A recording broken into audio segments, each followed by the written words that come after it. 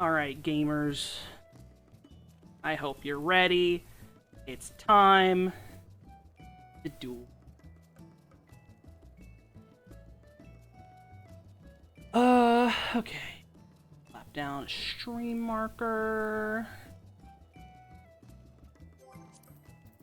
New game plus. I need to turn up the TV. Mother's TV is very loud. Sad. Endwalker Part 2, the last story portion of New Game Plus available, because then we'll be up to current content. But don't worry, I plan to do all sorts of stupid side quests, because I need the footage for the stories I'll never write. Let's go! So last time, we did the entire... Oh, I'm disconnecting, that's cool. Hopefully I'm not actually... Jump test? Why am I DCing? There we go. That was weird. Last time, we did the entirety of the moon. We started on the moon. We killed the ultimate evil that it turns out was not a good thing to do. Kind of kick-started the end of the world. A little bit. But Fandaniel's gone. For now, at least. But he's gone. Fandaniel died. Fuck that guy. But yeah, we killed Zodiark, which kick-started the end of the world. We did some more stuff on the moon. We met the moon bunnies. The Loperates, who are... dealing with a giant... That basically, the moon is a giant vessel meant to pilot the people away to another planet, because Heidelin is basically assuming that the world's gonna end and there's nothing we can do to stop it. But we're gonna stop it, because we're the good guys! We're the heroes!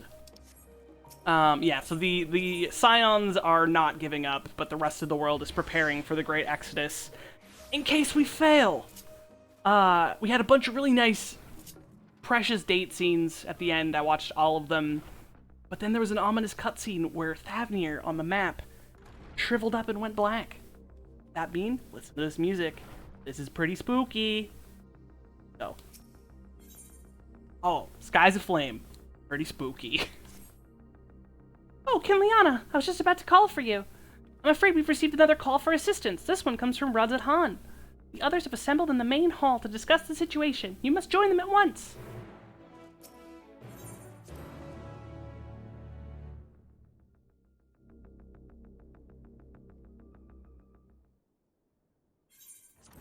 Oop.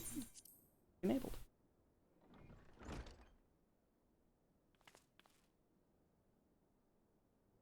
Oh, just kidding. It's not voiced. Ah, there you are. Ready to kick back and relax.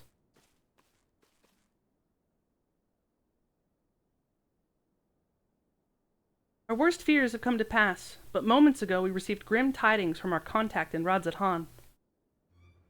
Vile beasts have appeared as if out of nowhere, claiming one victim after the next. What's more, they say the very sky burns above them.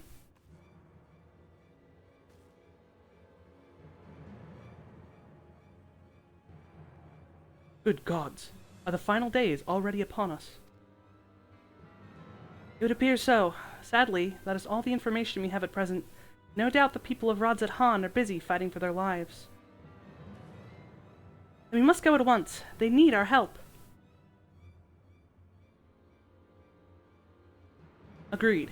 Ryle, you'd best remain here with Tataru and gather what knowledge you can. You are in no condition for a long journey, I imagine.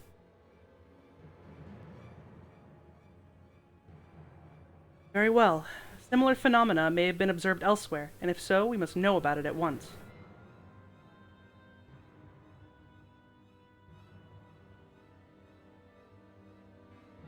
Be safe out there, yes? Let us make first for Yedimad. We must prepare ourselves for what may lie ahead. The sky's on fire. Ooh, ooh.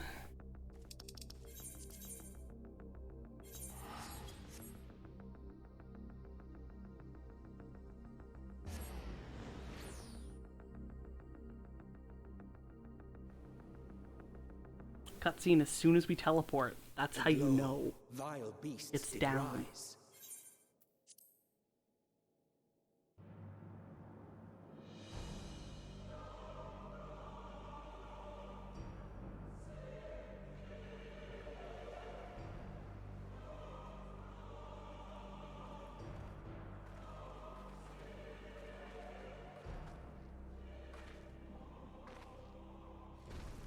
leaving naught in their wake but blood and ash. Sun scorches earth and boils seas. And our sins ascend unto the heavens. 3 dooms to unmake all we were.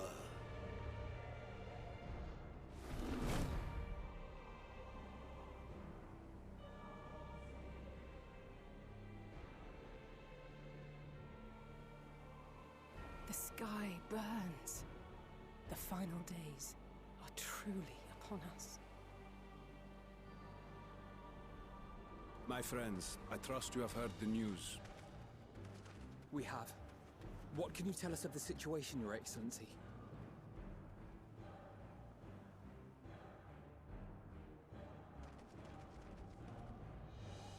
Last night, the isle was rocked by tremors, and the earth itself cried out. Aloft, the heavens began to burn.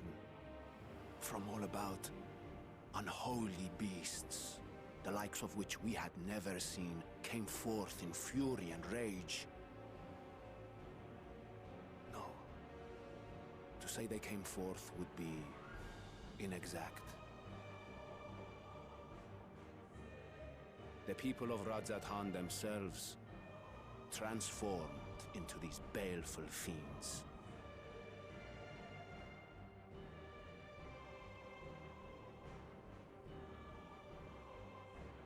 Though the phenomenon was observed throughout our lands, the first creature, the largest and most dreadful of the lot, wrought havoc upon us here in our fair city.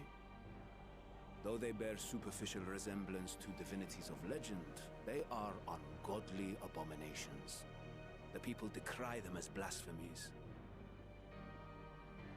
The large one's rampage has since taken it to the northern reaches of the island. I mean to dispatch our radiant host in an attempt to quell the threat. And what of Vritra?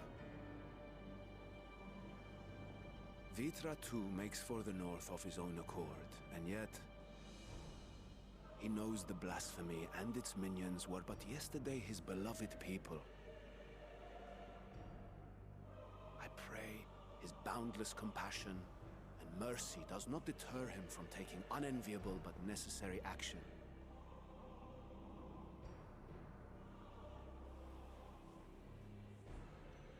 Understood. I ask that you allow us to aid you in quelling this threat. You would risk your lives to help us yet again? I have no words to express my gratitude. Our regiments approach the north from several directions, with a number of units set to depart from the docks of Yedlimat. They will make landfall in an area of dense jungle, where one can expect to encounter dangers even beyond the fell beasts we hunt. I leave you to your preparation. You will find me at the docks when you are ready to depart.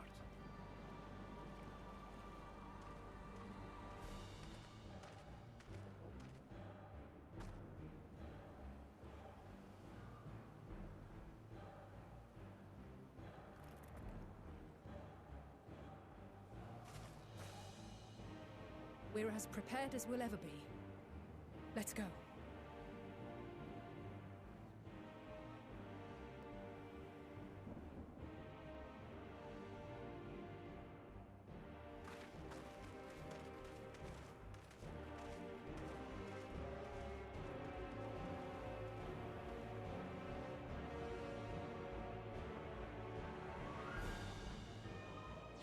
The people are becoming monstrosities. The sky burns.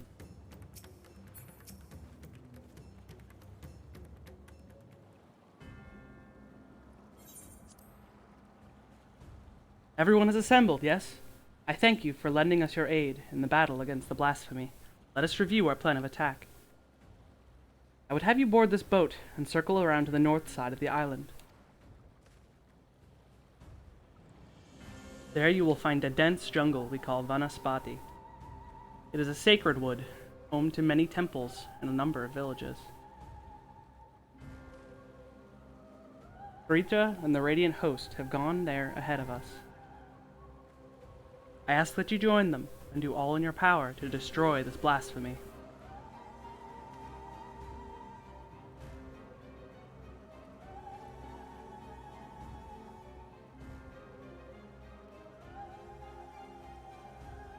We're getting kicked right into the level 85 dungeon, which makes sense because we did do Zodiark at 83. We haven't had a dungeon since the Tower of Babel back in Garlemald. I think this is 86? 85, yeah. 85, and then Zodiark is 80. Along with the Tower of Babel. Alright. Oh, hold on. Almost forgot to turn on the intro cutscene. This music is very good. This is the dungeon music. And once again, we are taking the twins and Y'shtola, our squad, because I think the twins are precious and Y'shtola is our bestest.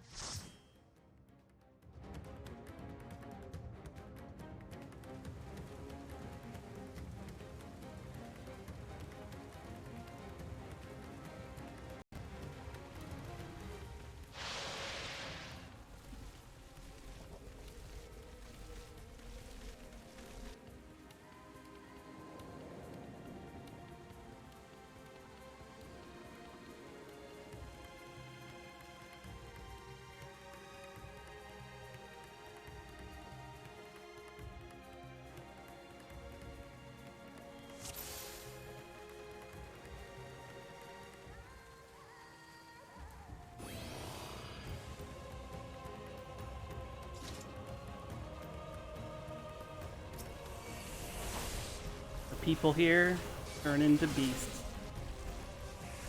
I'm going to try and do a big pull. Let's see if Alfino can handle it. Probably not. I'm likely going to die. Ooh, especially if they stick back like that. Come on, friends.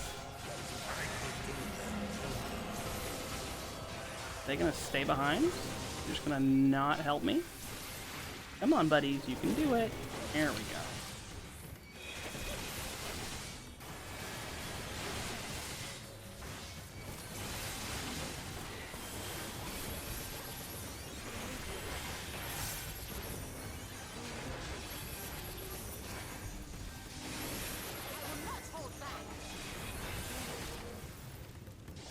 Oh, fuck, I'm not level 90. Where are my finishers? Well, there are none.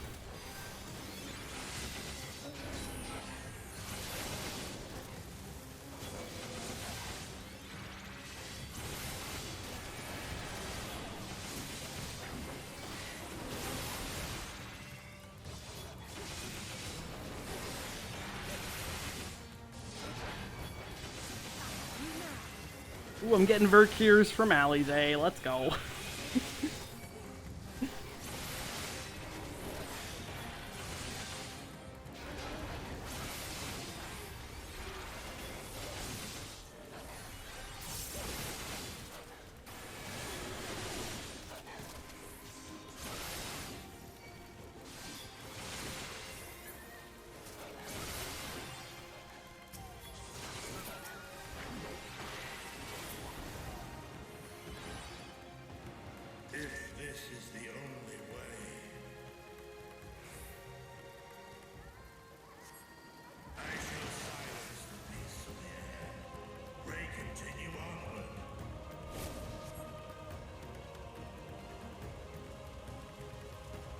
Ritra forced to kill his own people.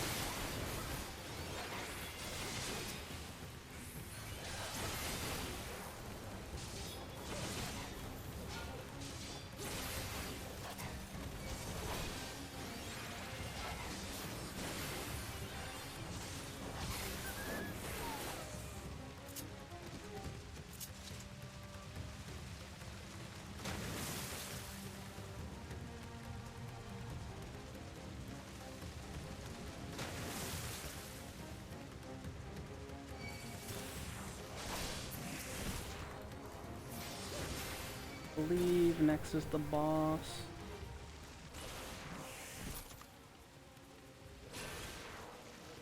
Not going further. Come on, Alfino. I just moved a little bit. I'm very sorry.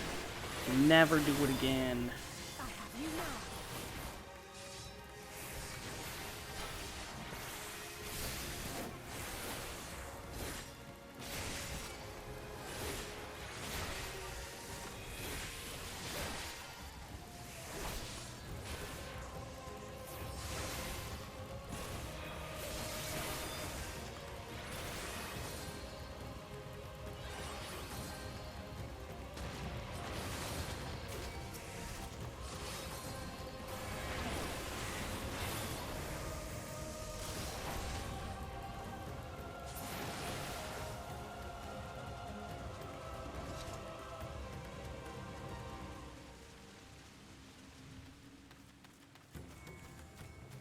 Too late. Too late for us all.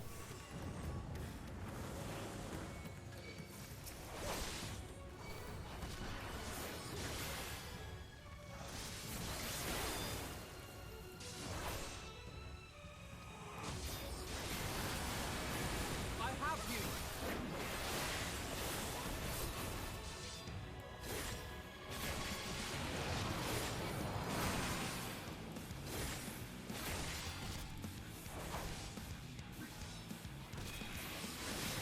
Yes, those are mouths on the ground. That is exactly what it is. Tasty, right?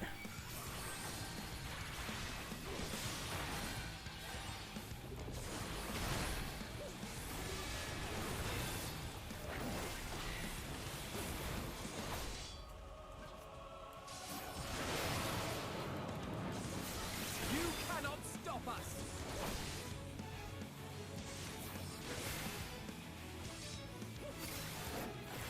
I have you now.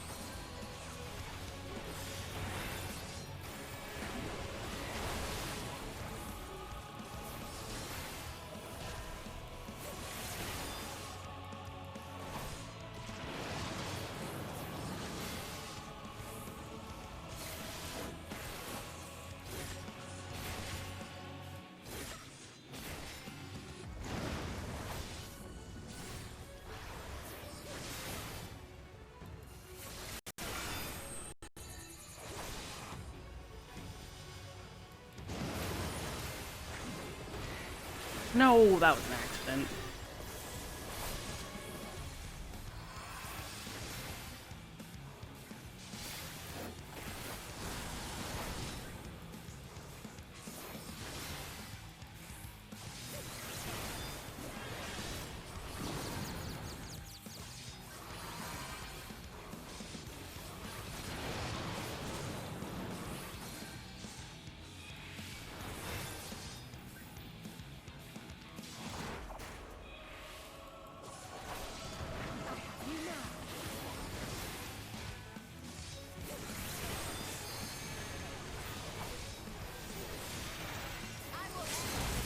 No, don't use that. No!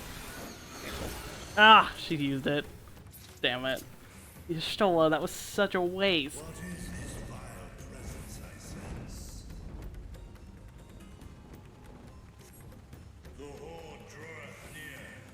Be on your Be on your guard. I have no defensive cooldowns, so I can't do a big pull. The end has come.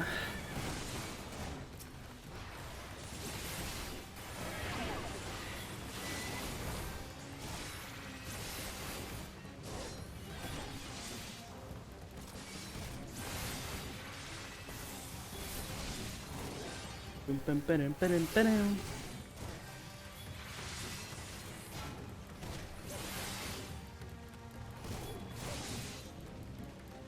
Bum, bum, ba-dum, bum, ba-dum. Bum, bum, bum, bum. Bum, bum, ba-dum, bum, ba-dum.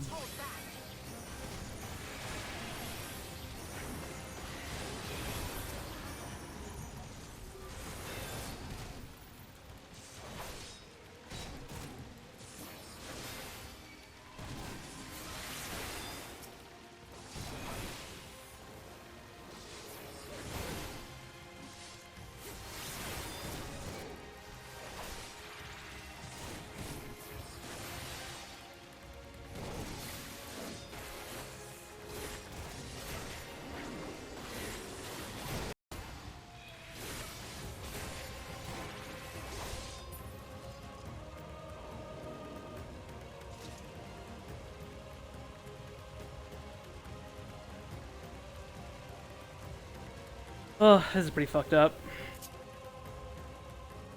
You have to get away from here. What's wrong? Mother? It's hopeless. Hopeless!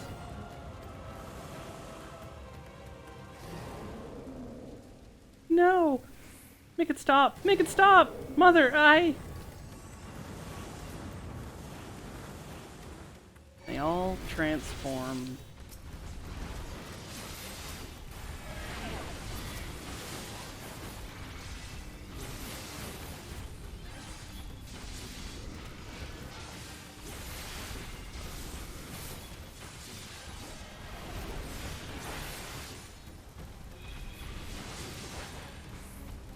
Bum bum ba-dum bum ba-dum. Bum bum bum bum bum. Bum bum ba-dum bum ba-dum. You cannot stop us!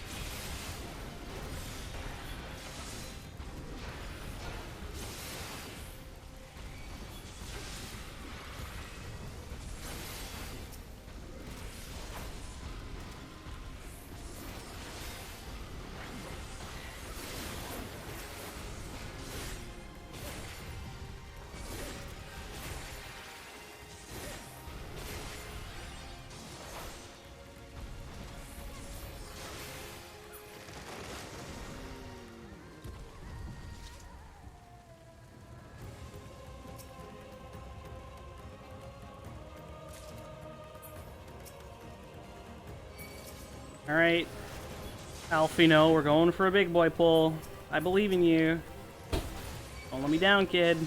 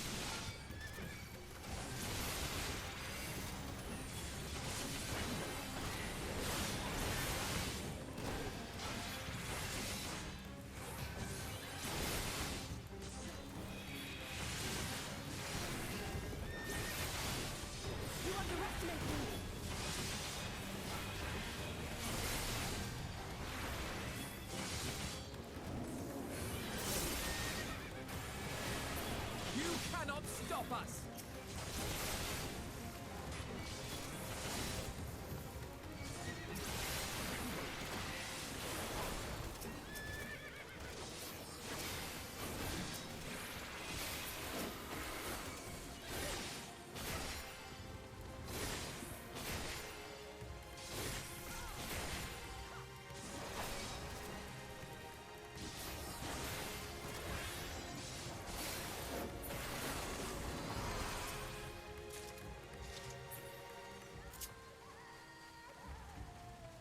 Boss number 2. Terminus Wrecker.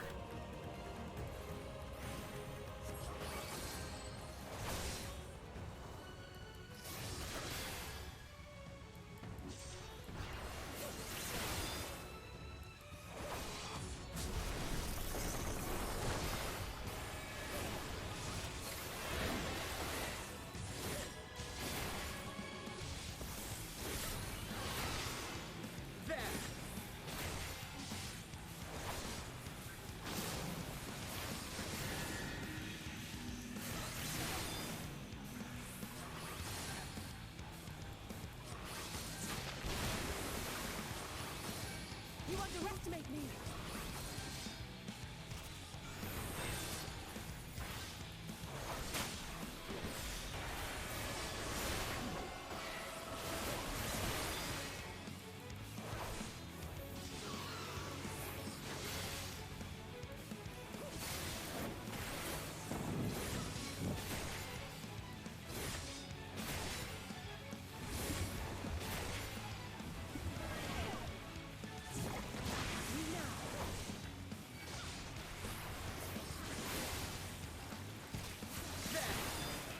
Yo, Esser.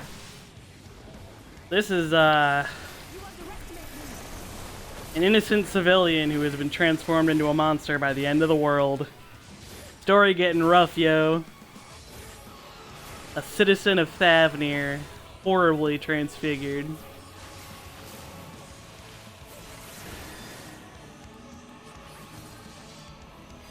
How are you this fine day? We kick-started this New Game Plus session with a Dungan, but we're gonna get back into story once we're done here.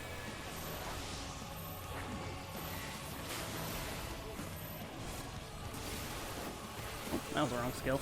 Oh well.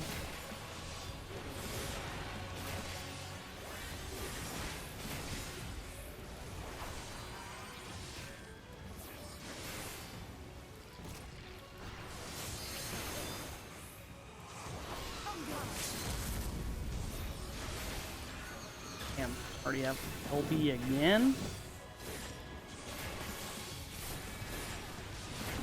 Oh, I guess. Dodge. What? I was in that! Whatever. Whatever, man. Ah, damn. Sorry to hear that. You underestimate me! Days where you can't sleep are the worst.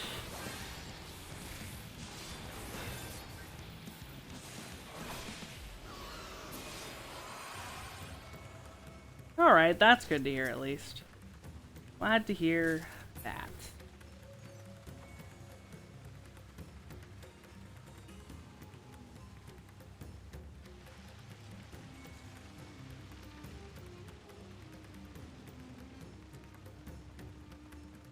Ooh. Good luck. Good luck, good luck. I hope it helps.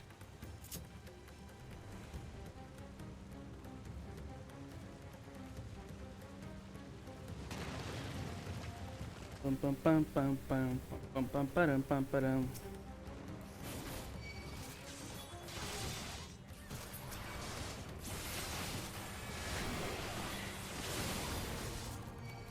There you go.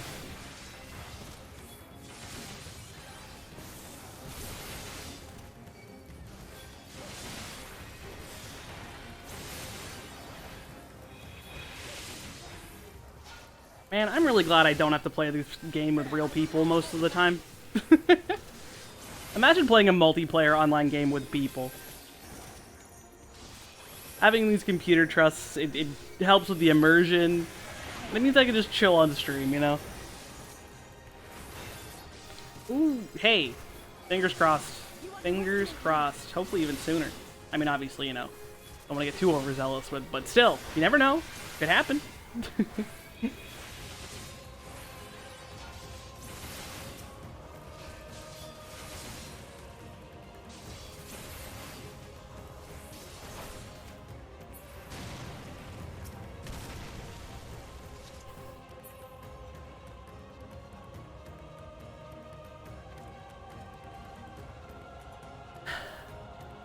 This really do be a setting.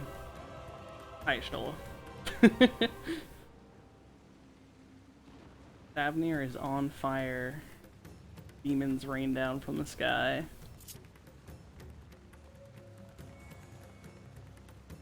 Yo, player hater. Yes. Tomorrow, TGIF. I had to do...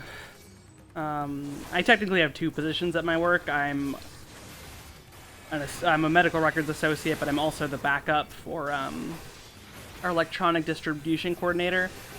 Basically takes care of like the failed faxes that go through and figures out why they failed and blah blah blah database work. But I only do that when she's not in, and she wasn't in today, so I had to do that today. And I really enjoy it. I actually really enjoy working with the electronic distribution, but I have to make a lot of phone calls. I'm socially drained today. Luckily tomorrow I can go back to doing my normal job for a nice Friday.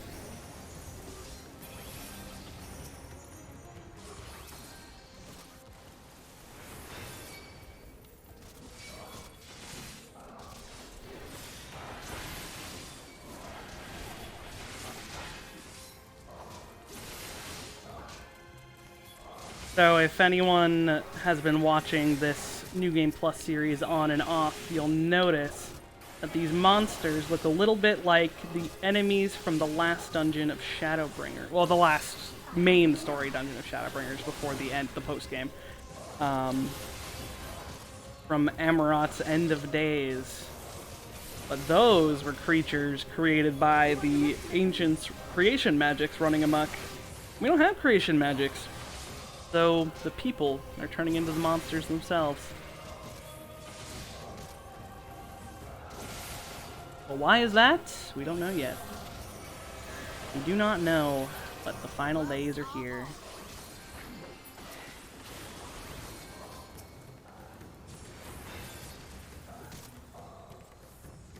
Especially this guy right here. This is the first boss from Amarot, but now he's got wings. Because every evil mouth-covered dreadworm needs a pair of wings.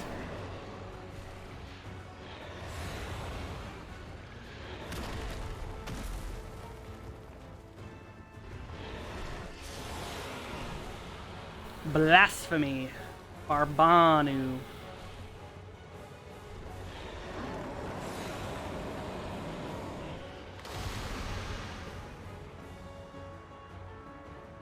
I think someone makes a comment about it looking like the Amarot monster. I don't know if one of these guys will, though. Depends on the teammate. Yeah, at least I just said it can't be. Aye, the Beast of Amarot, or something worse still.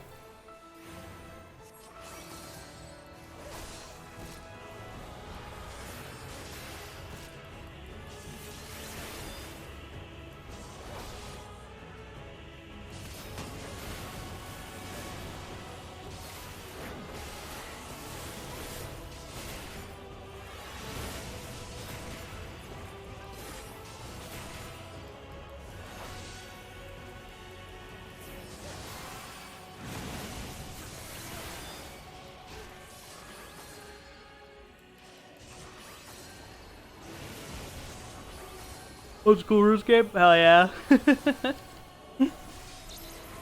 Yeah, I played RuneScape. Honestly, I probably played it back when it was what was considered old school. I could never get back into it now, though. I couldn't. It was just... that would be a lot to get back into. Very grindy. Stone 3 is a fun animation. Enjoy your stones while you have them. Stone 3 is good, and Stone 4 is also good.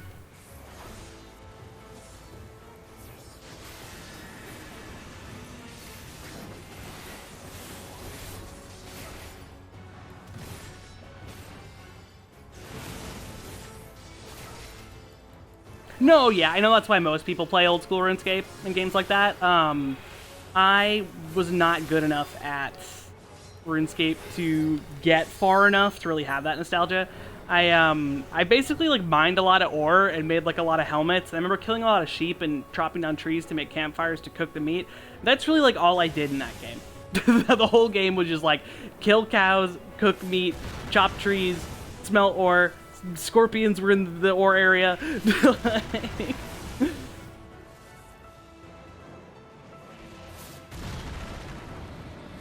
Oh god, no! I got a vulnerability stack. Alfredo, save me! I'm bad at the game.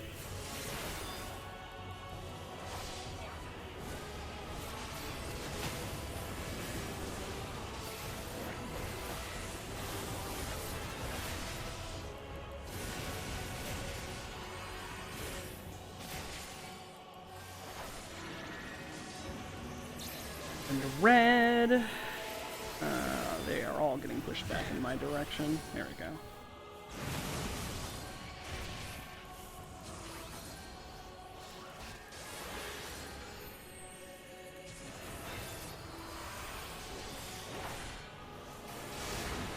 Yeah, I definitely didn't have that. I had, like, bronze armor. That was one of the games where the Koinu avatar was...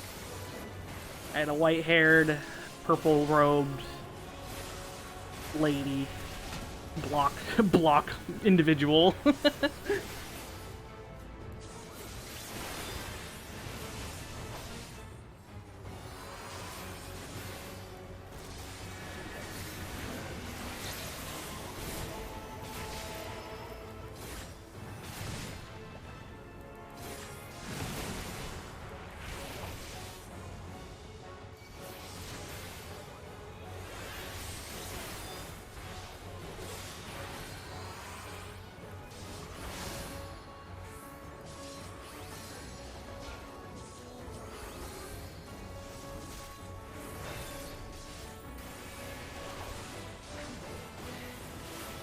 We have this zone right here.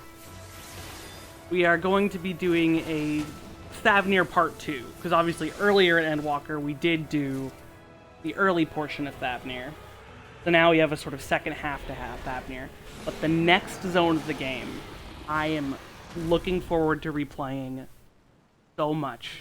It's got a gorgeous setting, it's got amazing characters, and the plot, my mind was blown all early access in the next zone. I'm so excited to get there.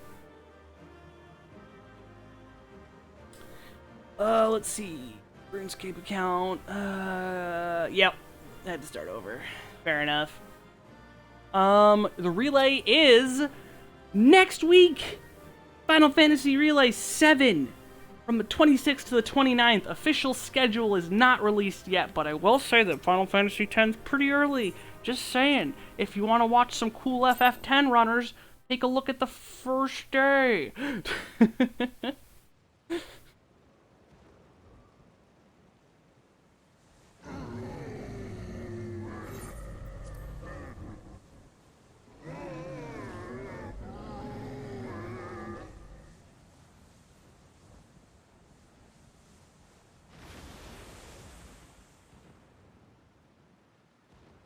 As I feared. Bill has seen some shit. What is it? The beast was there, and now it is no more. Yes? Indeed. We saw it plain. But you didn't, did you? I saw nothing. Not the blasphemy that perished here, nor the other men turned beasts. And because of this, I now see all too well. There is no ether. Where the creatures should be, I saw naught but emptiness. Emptiness? But that would mean... Recall the words of the Watcher. 'Twas a stagnancy of ether, a cessation of flow, leading to decay and absence, that led the ancients to conclude their star was dying. This is the same phenomenon. The instant these people are seized by the transformation, their ether begins to rot and crumble away like dried mud. Until, from their corporeal forms to their very souls, naught remains. But the beast spoke with its dying breath. Surely at least a sliver of the man it was endured. Mayhaps so. But even if the process was incomplete, it was little more than a faint residue.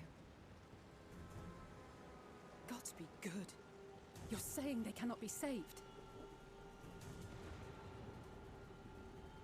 Not by any means known to me. Or by any means at all, like as not. For there is naught left to save.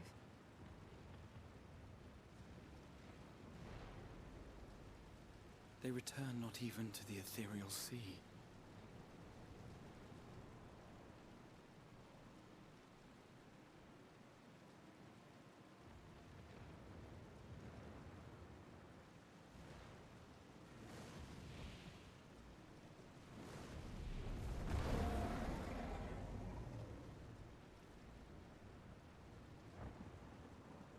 The beasts rage on, their hunger insatiable. Even deprived of their master, they perpetuate his legacy of hate.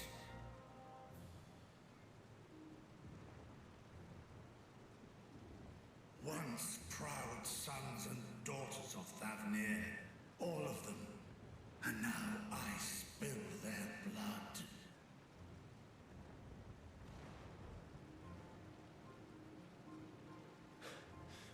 Vitra, my friends, I am heartened to see you safe.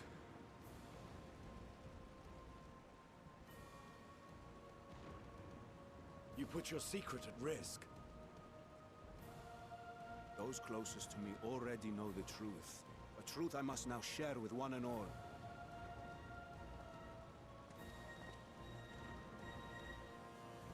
Vitra, calamity has come to Radzatan. Our fair nation is rent by screams of pain and despair.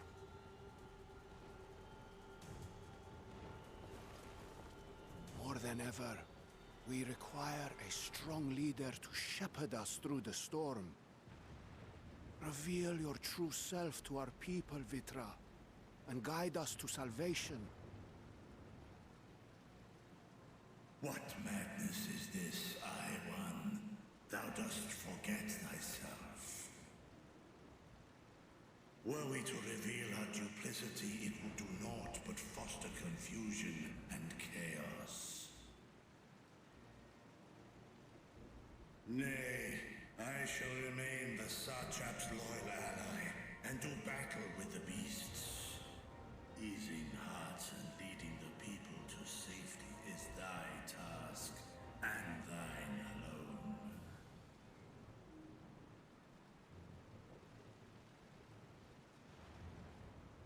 I ask that you remain at Ahewan's side, and render unto him what aid you may. I know not what lies ahead, but without you, Radzatan will not survive.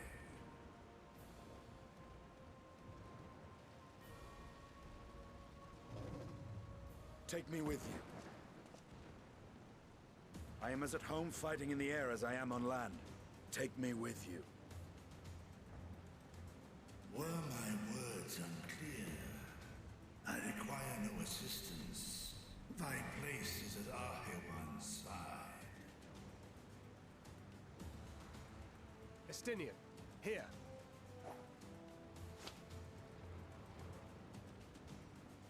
The last thing you ever wanted. A link pearl. Gave him a Gain cell much phone. from knowing your elevated perspective. And it'll keep you from getting lonely, which I know you loathe. You heard the man. Seems I'm coming with you after all.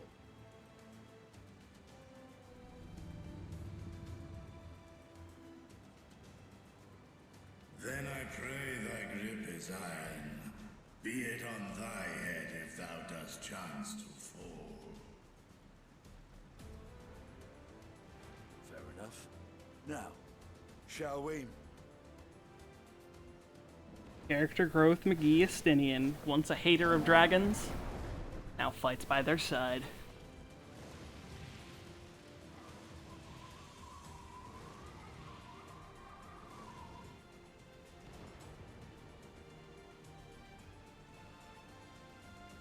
I fear it is as Vitra says. We will not survive this on our own. While I am loath to impose upon you again. I would insist if you did not.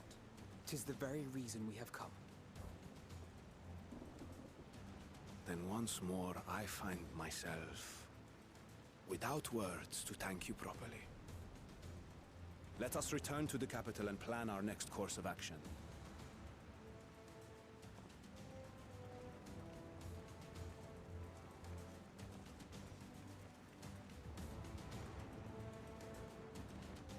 Since the plot getting pretty heavy, I'm just gonna try not to speak out loud non-game related comments, but I will still type stuff. But yeah, no, the chat actually doesn't usually get very bad. For the relay. They're usually fairly well behaved. Every once in a while you get a shitter, but honestly half the time we're the shit posters.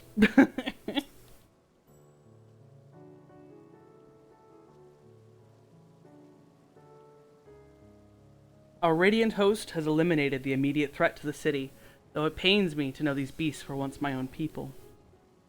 There is no telling when or where the next transformation might occur. We must remain vigilant and steel ourselves for whatever is yet to come.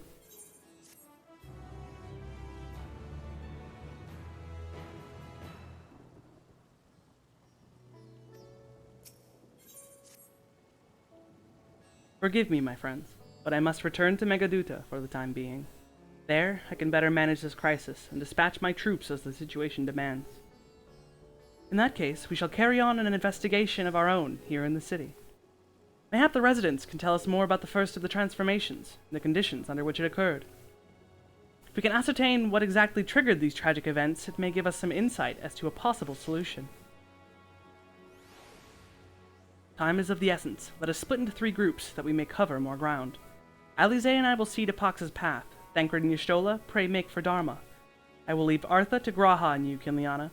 For information, any information you can gather on the first blasphemy, or the manifestation of the final days here in the city would be most helpful.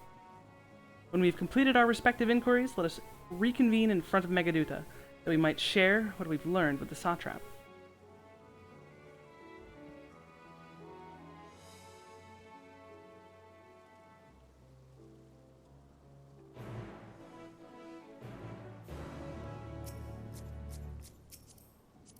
End of minion.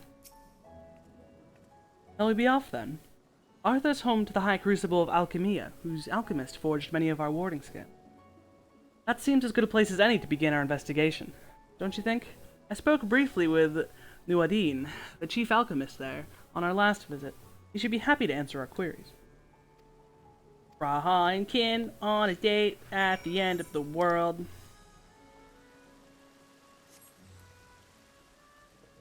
Run, Graha, run!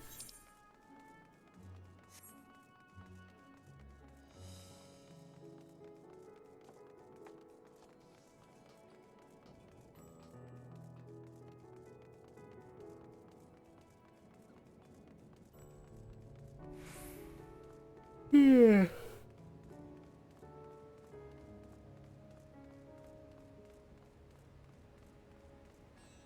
High Crucible of Alchemia.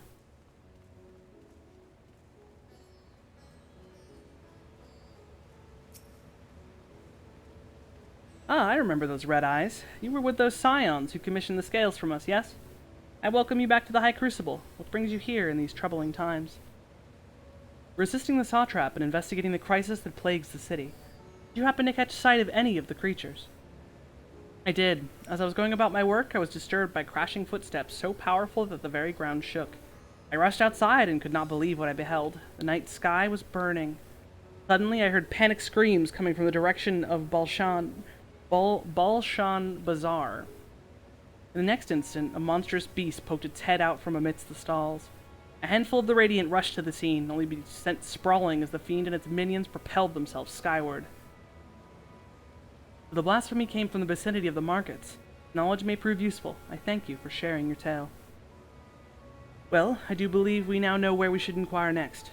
To the bazaar, then.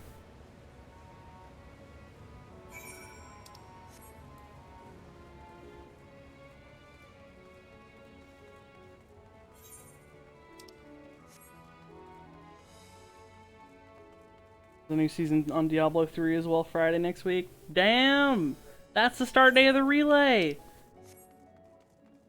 That's illegal.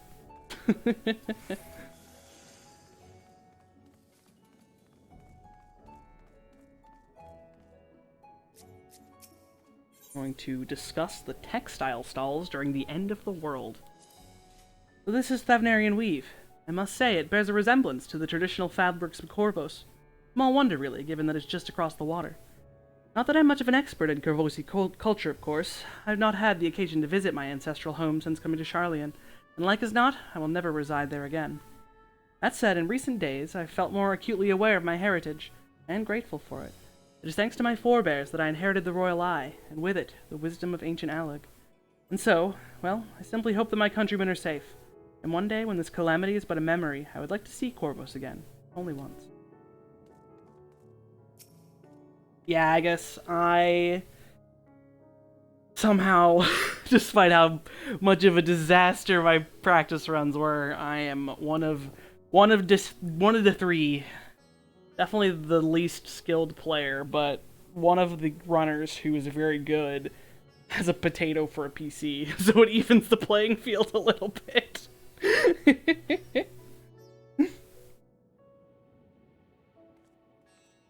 Forgive me, but my shop's closed until further notice. Needless to say, we've more pressing concerns these days. We've not come in search of wares, but information concerning the enormous fiends that tore through the bazaar. Did you perchance witness anything? Afraid not, my friend. I was here the whole time, so I only saw its little minions. Made a mess of the place, they did. While that was all going on, the great big one tore through the west side of the bazaar. You'd have better at luck asking there.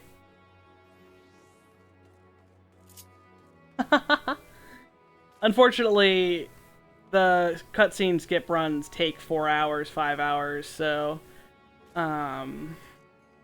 raid days I can't really do practice runs. Tomorrow I have the ND, but the intent is Saturday. Saturday I think I'm going to try and do a full run. Unfortunately, doing segmented runs, as I learned from my submission runs, doesn't help. It's a disaster. I kind of need to just practice beginning to end flow, though I should be practicing the movement. I have to get the save files for the movement skips, actually. But, yeah, the plan is Saturday, and then, yeah, some days during the week I need to make sure I keep refreshed. Something the matter, traveler? If you're lost, perhaps I could be of assistance. Your offer is most appreciated. We are not lost, but we are in need of information. Might you know anything about the gargantuan beasts that rampage through the bazaar? Aye, I saw it all, though I wish I had not. I was going about my work when all of a sudden a piercing scream cut through the air. I turned around and there was the fiend, its massive body bursting through that entryway with the force of a tidal wave. Then it was gone as quickly as it came. Yeah, segmented is, well, I can practice boss fights, but that's not really where my problems are.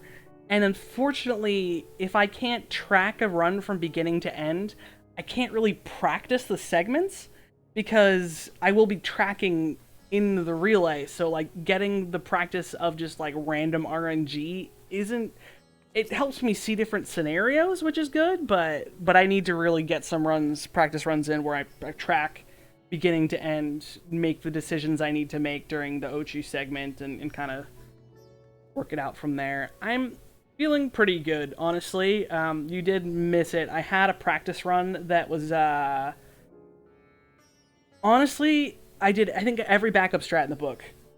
It was pretty bad, but I had the most fun I'd had since starting to practice for the relay.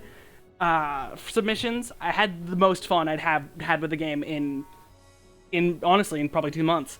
I think it's because now that I'm not submitting anymore, I'm able to just kind of relax and enjoy the game a bit. I actually almost PB'd with that run, even though it was like I got bad drops, I got bad steals, I got bad luck. It was just like, really most of it wasn't my own fault. It was just bad luck. But I had a lot of fun with it, so, you know, we're working on it. Plus, I have the Endwalker bug. I want to get to the next zone so bad. I love the characters in it. And I want to write about it. I really want to write about the next. I have a lot of feelings. Sisters have mercy. What's happening to the world? What am I to do? Is it nowhere safe? Settle down, friend. The danger is past, at least for now. It's not too painful to remember. Could you tell us what you saw? First I heard the screams. Then a horde of ravening beasts came charging towards us. One of them was huge, bigger than a Marid, throwing people about like rag dolls, and it was eating them. I hid under the counter, saw others do the same, but the shrieking and wailing kept getting louder, more voices in the throng. Beasts or victims, I couldn't tell. I knew not what was happening. Hold on. That is enough, my good man. You were brave to share with us your tale. Many of your fellow merchants are safe. The High Crucible, too, has survived mostly unscathed. Pray stay close to your friends and loved ones, and rest your body and mind while you're still able. I suspect that's the most we can expect from the people here to tell us. I think it best we find a place outside the bazaar where we might rest and review our findings.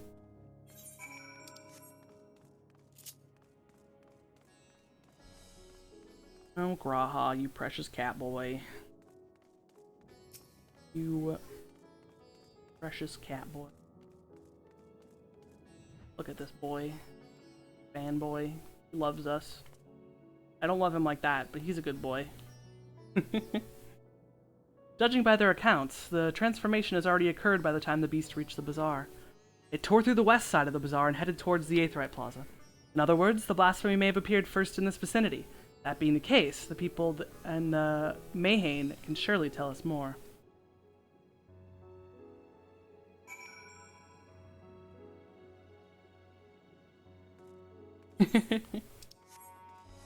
Yeah, no, Persona 3 Portable built up my tolerance for long runs. For sure.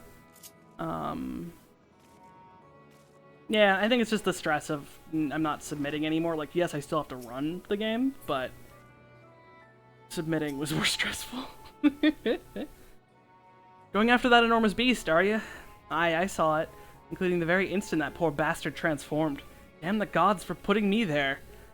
Started over there by the window. A few men, merchants probably, talking and drinking.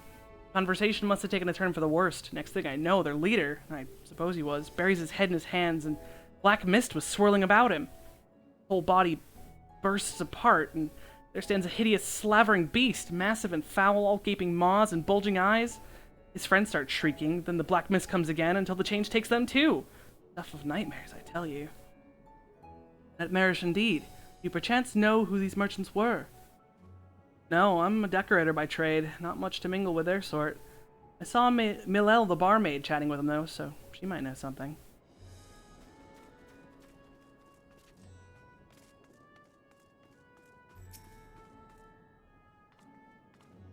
Even after repairing all that damage, it'll take a while for business to pick up again. You mean the blasphemy? That's what the Radiant has been calling it anyway. I saw it too. We all did. Standing here by the counter as Marid poured me a drink, when suddenly there was this dreadful sound, like a pained, angry groan. It was unlike anything I'd ever heard. I turned around in shock, and from an ominous cloud of black mist rose a creature, enormous and ghastly to behold. As for what happened next, I recall it sent shivers up my spine. Some stroke of fortune, I was able to slip outside before the beast got its claws on me. But the sight that greeted me offered no solace. The blue sky above turned red as blood. Marid, myself, and the other survivors clung to each other for dear life until the Radiant host came to our aid. Wait, did I hear you correctly? The beast manifested before the sky began to burn. Certain of it. The window here offered a clear view of the sky, and I saw nothing out of the ordinary until the beast appeared and began to rage.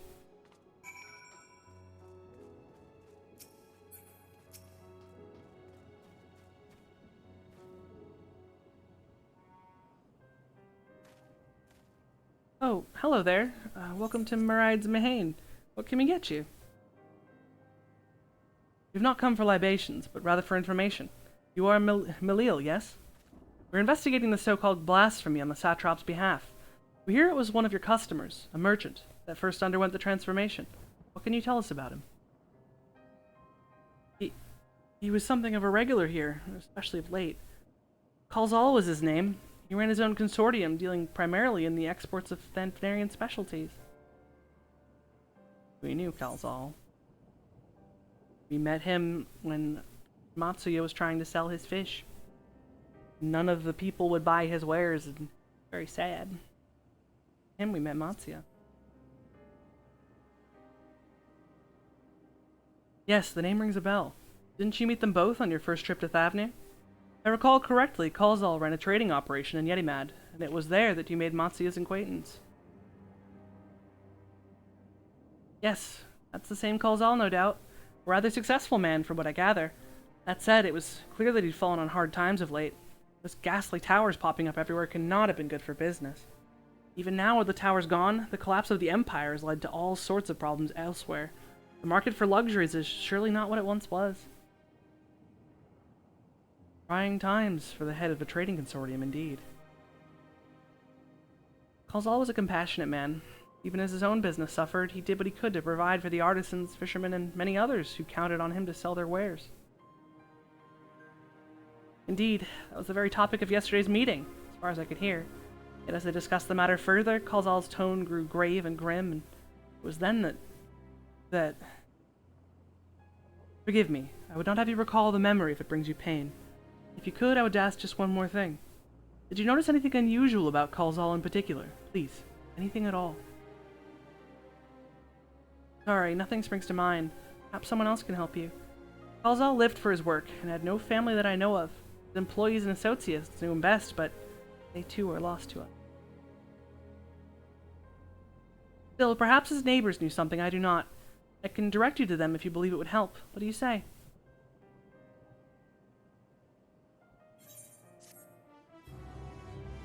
R.I.P. Kalzal. Poor man. Fell on hard times and turned into a monster. Kalzal made his home in Kama, the nearby residential area. From what I gather, Kalzal lived here there since childhood and was known throughout the neighborhood. Kama. That name is new to me. How do we get there? I'll write down some directions. I cannot promise that you will find what you seek there, but if nothing else, it's a start. Come, let's see where this lead takes us. On another date with Gratia.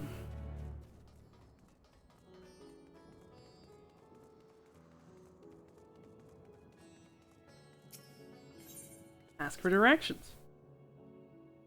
Let's see. After leaving the Mayhain, we're to retrace our steps and head back towards the Aetheryte Plaza. Really? That's it? Thanks.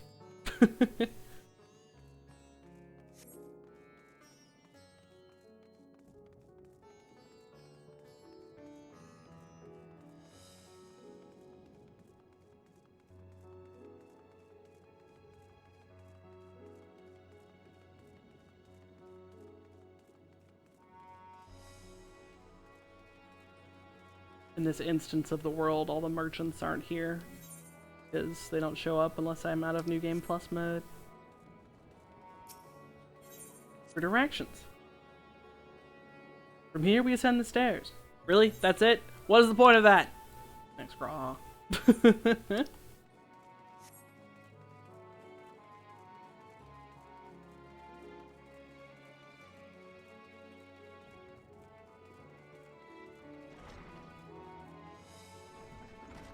Better give me some good directions.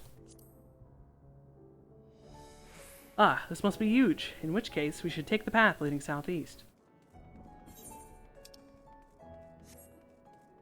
Look, I know I'm doing all the optional dialogues, Graha, but you're not pitching it very well. If we keep going this way, we should ride in Kama before long. Walking these unfamiliar streets is quite the adventure, is it not? I can only hope we explore Radzat at our leisure once this crisis has passed.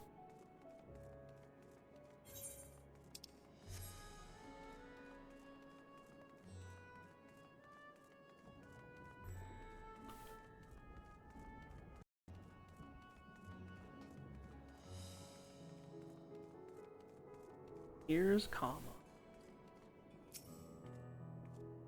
This must be Kama. We've arrived at last. Let us begin questioning the residents without delay. No doubt someone here can tell us more about Kalzal. Given recent events, I imagine many are taking shelter indoors.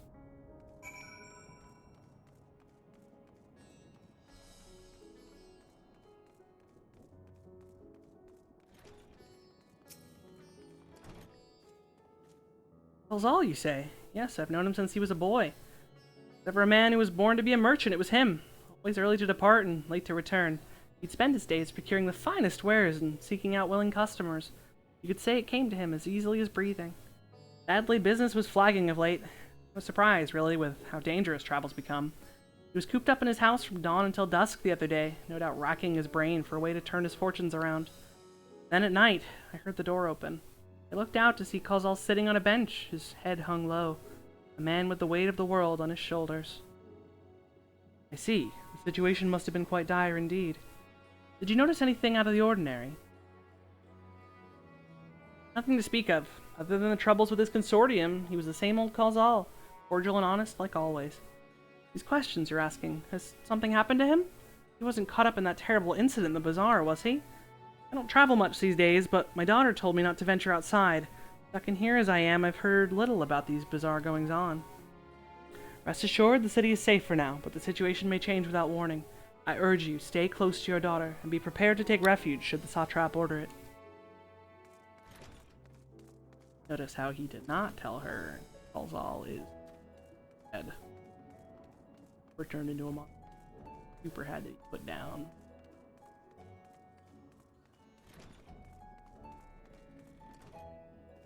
Raha's a good boy.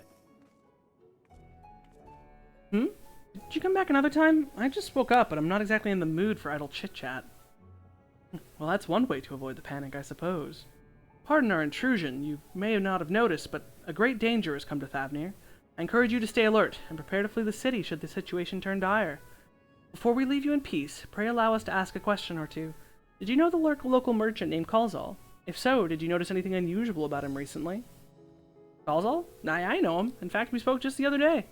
Like many others, his business was doing poorly. Still, it seemed as though he'd managed to turn things around thanks to a generous order from Ruveda Fibers. Why, he was practically dancing in the streets. I haven't spoken with him since, but I assume it all went well. Jin Baha might be able to tell you more, though. As I recall, he was the one who brokered the arrangement.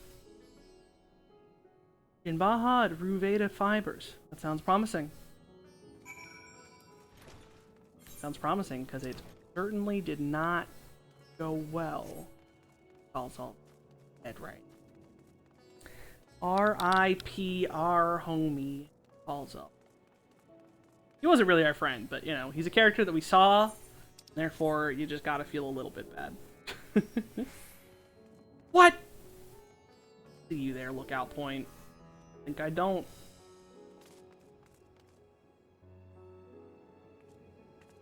Last time. Whip my Reaper gear, don't mind the soul-sucking monster, / lookout. And here we are. Alzadal's Peace. Within this mausoleum is interred the mortal remains of Alzadal, leader of the Auri tribe which sailed to Thavnir from the mainland.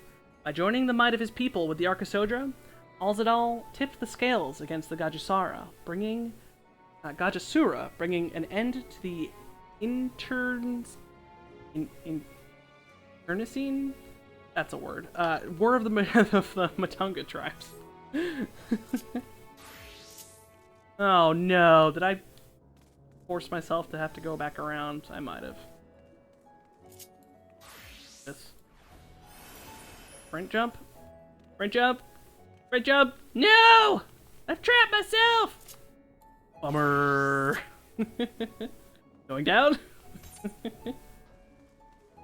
Alas.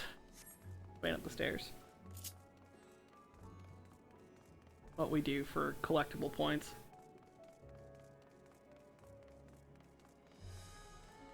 Raha's probably just watching me like, what the fuck is she doing? This weird adventurer that I'm obsessed with. Alright, Graha. What to talk about here? Just the way to Dharma.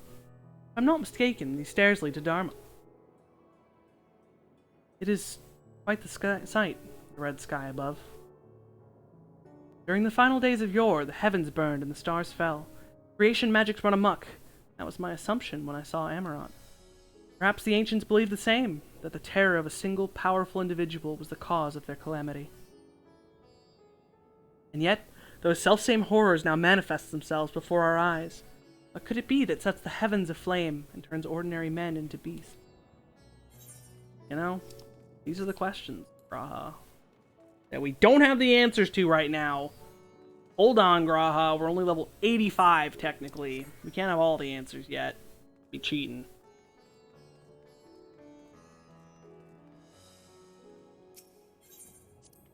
Discuss Reveda fibers. They're farming silkworms. Must be Reveda fibers, where we should find Jinbaha. Tally-ho! Flat.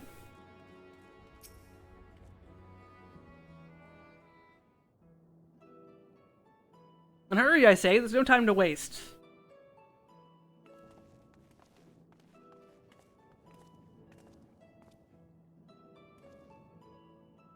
Pardon me, but are you in charge of buying and selling here? Yeah, you are in charge of buying and selling here, yes? We have a few questions that we'd like to... I'm sorry, but I simply don't have time to chat. If you haven't noticed, we have our hands full at the moment. We must carry all of our wares and equipment to the safety before the accursed beast return. In that case, might we be of assistance? Perhaps we could speak when the job is done. Very well. You can start by helping us move our equipment. Ask the others what to put where. Generic fetch quests. Generic fetch quests. You can carry our fabrics.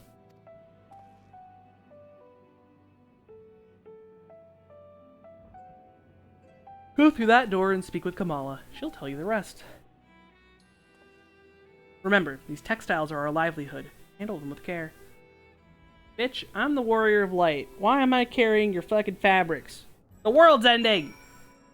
Were you not paying attention? The world is ending! Why am I carrying fabric? That's just a day in the warrior of light's life. Hi, Kamala. I'm here to carry your fabric. This area is for employees out only. Out! Out! What's that? You've come to help! Oh, praise be to Mindaruva. Kind stranger, I welcome your assistance. On the way here, you pass 3 storehouses, yes? I'd like you to carry that small crate to Nabrafal, at the storehouse near the hatchery. The crate of clothing is for Manuha, and that massive crate there goes to Zamira by the middle storehouse. Watch your back with that one. Those are all the crates we have ready. Once they've been delivered, consider your work here complete.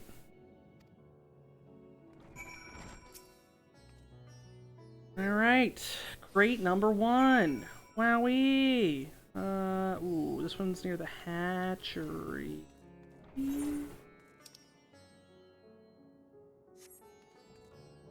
H.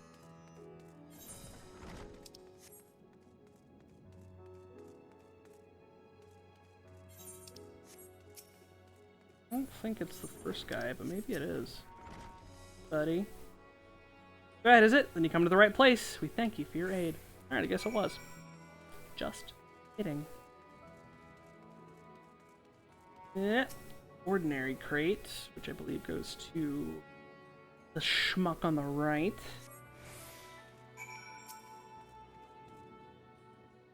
You have any crates of finished products such as carpets, clothing, and the like? Pray bring them here to our primary storehouse. Crate full of clothing, is it? I can take that off your hands. Many thanks for the delivery. Got the weighty crate. Gonna be hard to move. Good thing it has to go right there. I love this.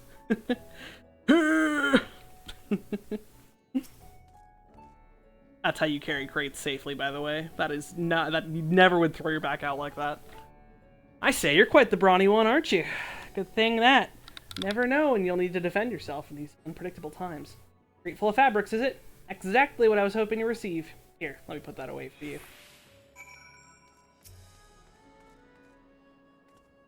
carried all the crates to the storehouse, you say? And so quickly, too! Why, I've never seen anyone so strong! And my associates will see to the rest, so please, return to Jinbaha and assure him our work is proceeding apace. Tell the truth, we're grateful for this distraction. Too many terrible happenings of late.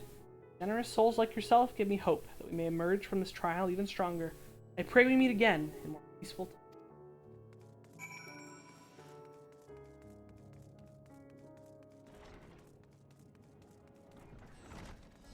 Another? Oh, sorry, Jinbaha. Hold on. Not another glowy spot. Glowing spots.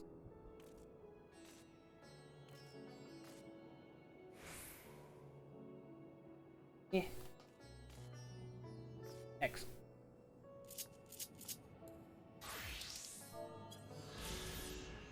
Riveda Fibers. This state-sponsored workshop is famed for producing silk thread of exquisite quality. Its sericulture and weaving techniques were once jealously guarded secrets, but security measures have become lax since Ul'dah and the other nations began manufacturing their own silk fabrics.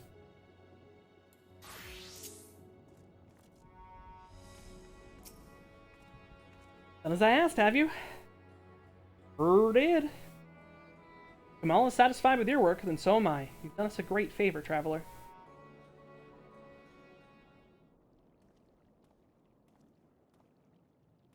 I too have delivered the instruments and apparatus entrusted to me. Both have my thanks. With our wares safely stored away, we'll not lose any more to those fiends. I take it that your establishment did not escape the attack unscathed? Did not.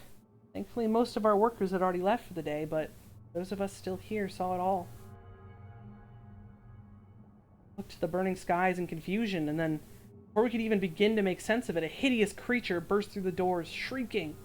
We ran for our lives. One of my colleagues was not fortunate. Cried out a scream of such agony, such terror, and in the next instant he too sprouted fearsome claws.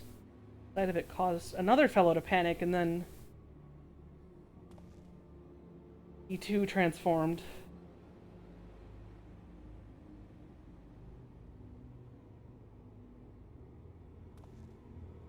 I'm sorry. There was something you wanted to ask? Indeed. You knew the merchant Kalzal, did you not? I believe he had some dealings with your establishment. Kalzal? I know him well. We'd arranged for his consortium to deliver a large shipment of fabrics, but in the end we received a better offer and turned him down. I understand his business is struggling, but so is ours. Another of our most reliable trading partners agreed to transport the goods for a much smaller commission, and we'd have been fools to refuse. I felt terrible for withdrawing the offer, but you understand we simply had no choice. He tried to put on a brave face when I delivered the news, but rejection and despair were plain as day. He said he'd discuss it with his associates, but hell, he'd all but given. Rejection and despair.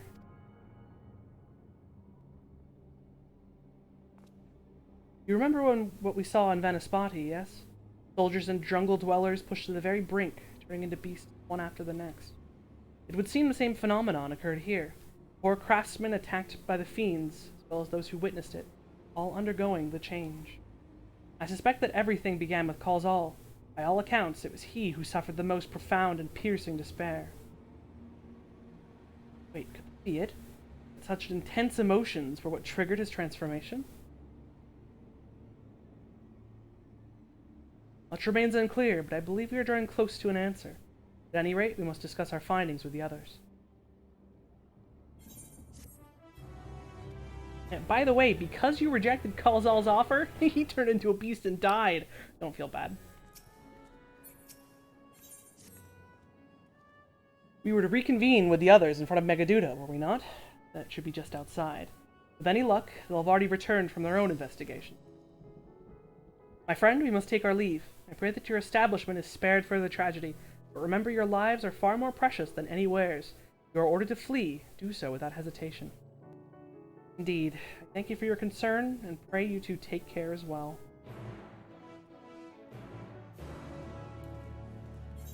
Your decision killed a man, doo-dah, doo-dah, which then killed lots of other people. Oh, the doo-dah day.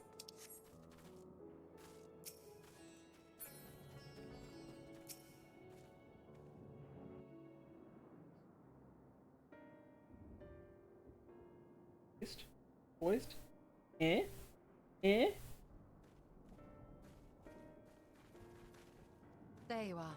You've spoken with the survivors. Indeed. We thought to share what we have gleaned, that we might together gain a greater understanding of present circumstances.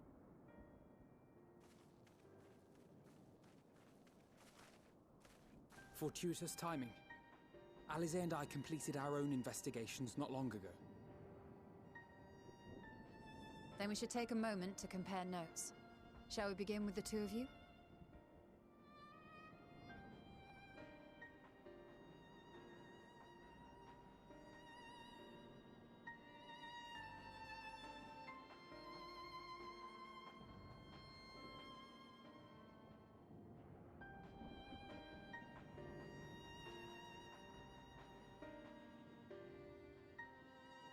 So the merchant Karzal was gravely concerned about his business in the days preceding his untimely end.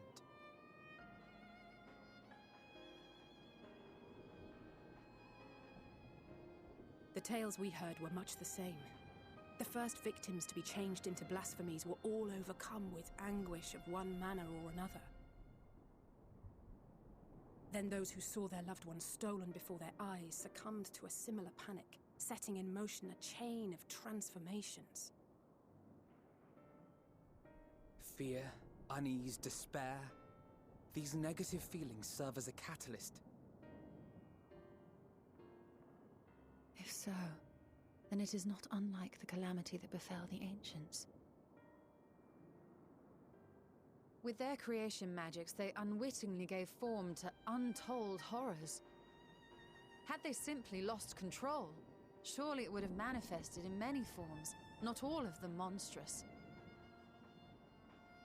Yet somehow, this phenomenon is triggered solely by the darkness in their hearts, a common thread with what we now witness. Common, but not identical. While the beasts the ancients faced were forged with magic alone, those of today are born of sentient beings. Why remains to be seen, but there is one fundamental difference between us and our predecessors. Our souls are sundered, whereas theirs were not. Perhaps that single variable makes all the difference. If I may, there was another detail that troubled me. We have it on good authority that Karzal's transformation took place before the skies began to burn. What? If that's true, then the situation's more dire than we realized. It means even if there's no ominous sign presaging the final days, anyone, anywhere, has the potential to become a beast. Even in lands we thought safe, even as we speak.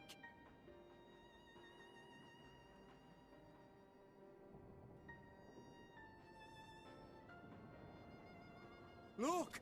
It's the satrap! The satrap! Thank the heavens!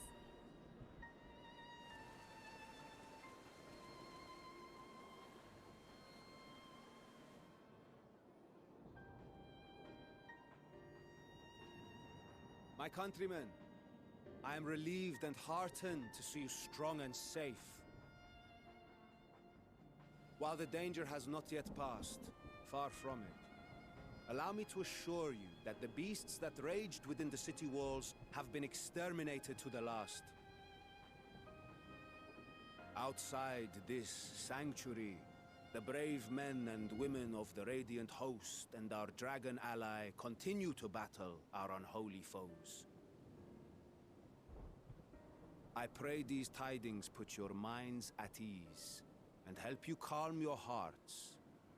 Have faith that we shall soon conquer this terrible trial. Your Excellency, is there any word from Palaka's stand? My grandson was bound for there yesterday, and I worry for his life.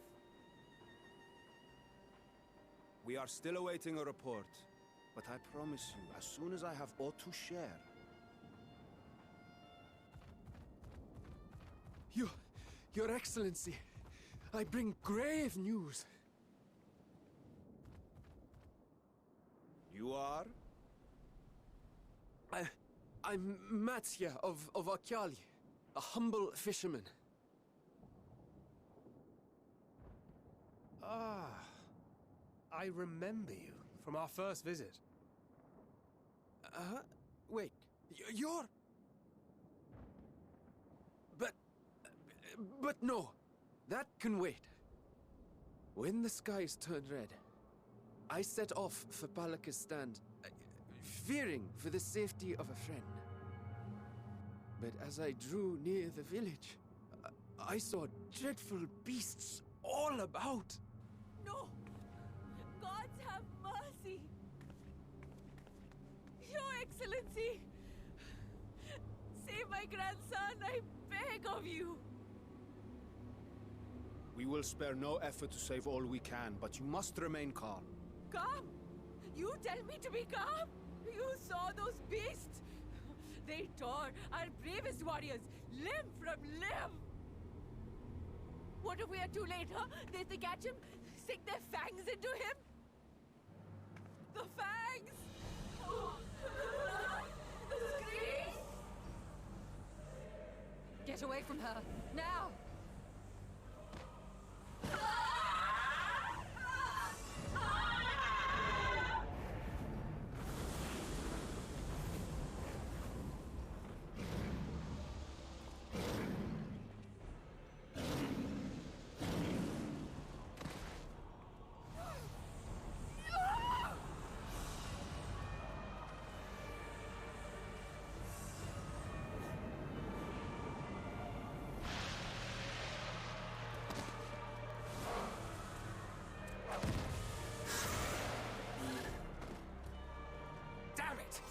We've got to kill them before it spreads.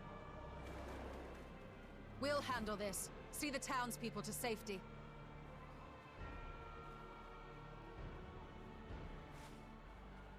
Run as fast as you can!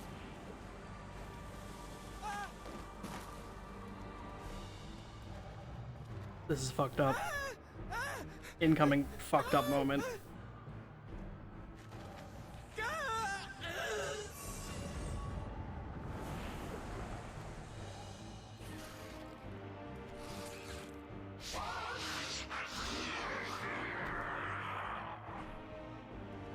Wish.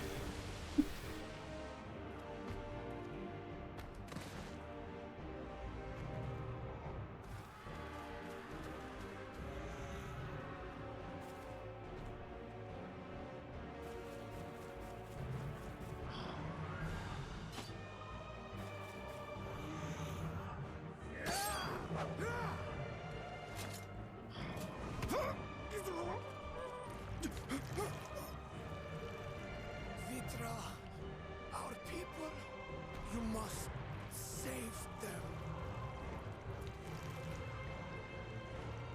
them. And there goes the fake saw trap. Goodbye.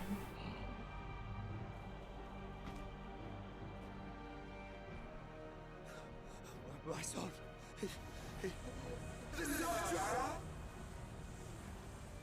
Enough! You must run. For their sake and your own.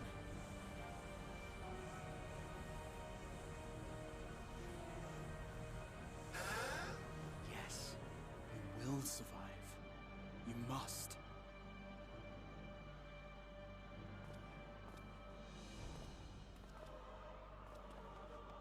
Praha is about to bust out full-on Crystal Exarch mode. You'll see it. You'll watch it activate.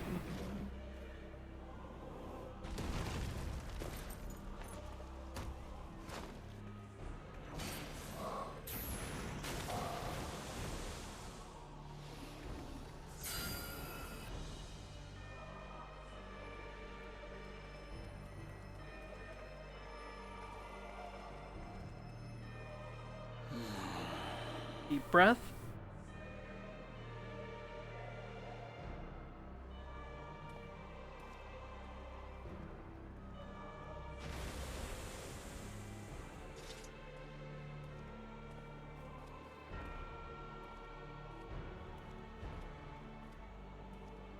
This bitch knows how to run a city. Wham! Be strong, my friends! Fear not, for we will defeat these abominations!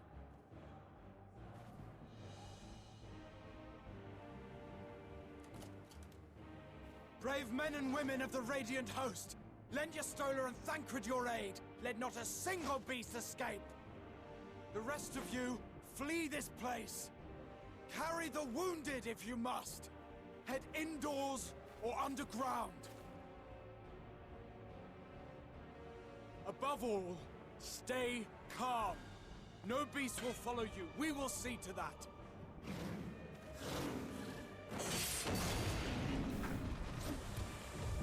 Alphino! Alice! Leave the city to us, and make for Palaka's stand at once! Matsya, show my friends to the village. I promise you, they're more capable than the host's finest. Right. Go with them, will you? We will save these people. As many as we can.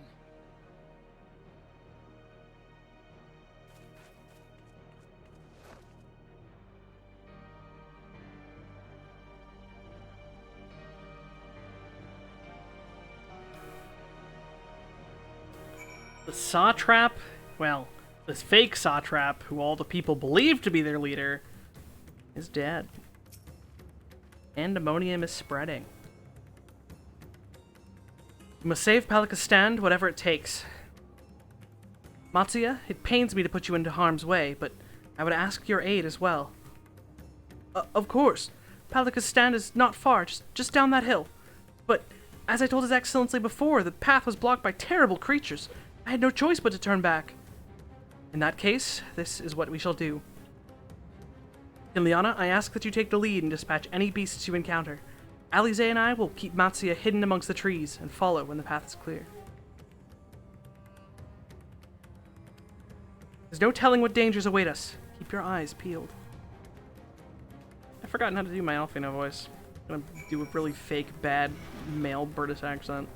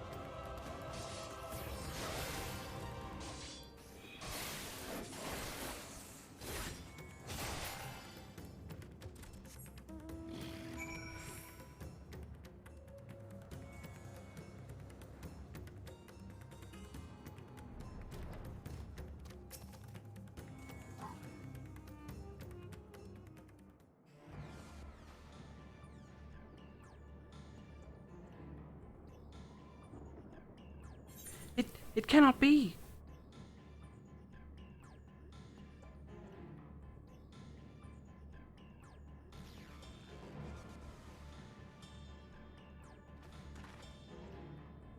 We must heal those we can, and quickly. I see no beasts, but stay on your guard.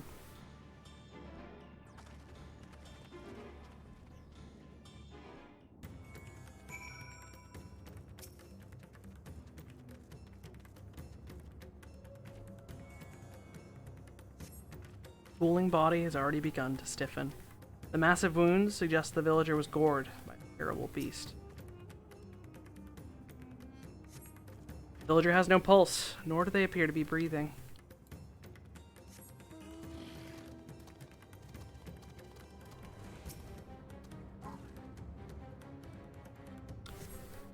Though the villager's injuries do not appear to be life-threatening, he does not respond to your efforts.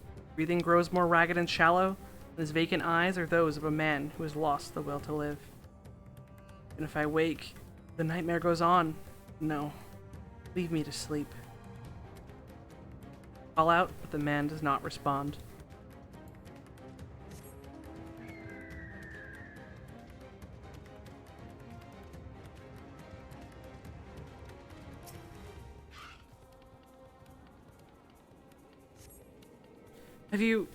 Have you come to help us? Too late. Too late. My family, my friends.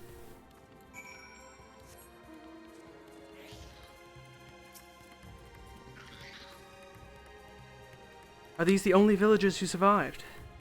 I can only hope the others managed to flee, but if the rest have been turned into beasts, why the 12? Let us do what we can to see the damage spreads no further. No matter what comes, we must keep our spirits high, lest we ourselves suffer a similar fate.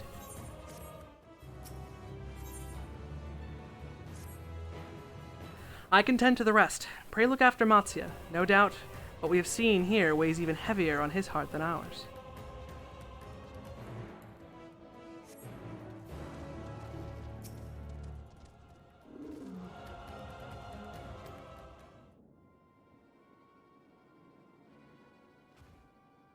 Oh, Kinliana! This is Yeruvet, the elder here. He's hurt, but praise be to the sisters, he still lives! Young Matsya here told me everything. I have not the words to express my gratitude for your aid. When the heavens began to burn, we were afraid, but we did our best to carry on as we always have done. Till today, when those unholy beasts came pouring into our village, a flood of midnight and death. There are no words to describe what followed. Men and women I have known since they were babes struck down by the creatures, only to rise again and join the murderous horde in the guise of those same hideous fiends. In the chaos, a handful of our villagers fled for their lives. I can only hope they have found their way to safety. Matsya, do you perchance remember Quersaf and Mevan, the young couple who always bought your freshest catches? How could I forget, Elder? When I first came to peddle my wares, desperate and to eke out a living, they showed me such kindness. Others shunned me as an outsider, as is their way, but Quersaf and Mevan bought my fish and sung its praises. They turned my fortunes around. Alas, I fear they're in terrible danger. I saw them running towards Agama Temple, one of those beasts in close pursuit. They had their child, still but a tiny babe. To elude those fiends while carrying one so young is an impossible task, surely. I beg of you, go to their...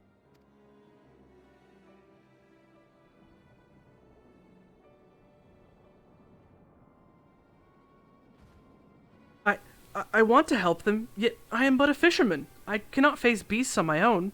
Will you come with me? Oh, thank you. Agama Temple lies to the west of here. We must hurry.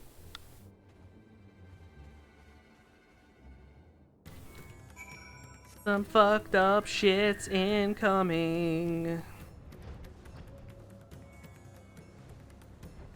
Yeah, this is a dark expansion. We've reached the dark half of this expansion.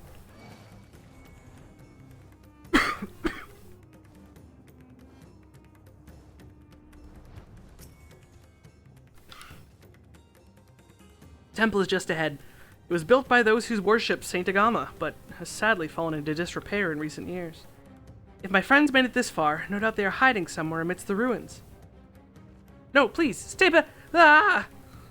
That was Quersaf. No, this is not good. Erasaf. I'm just making up things.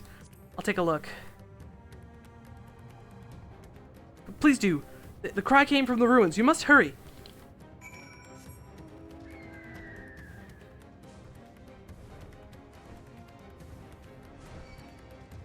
Yeah, the enemies are actually vaguely close to my level now, so they're gonna actually aggro.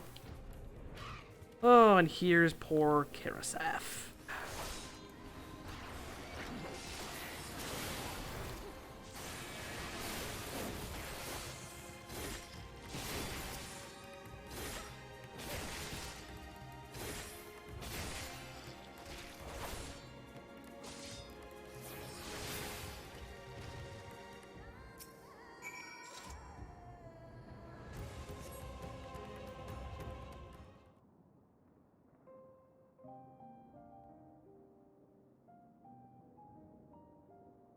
The man lays motionless on the ground, bearing a grievous wound.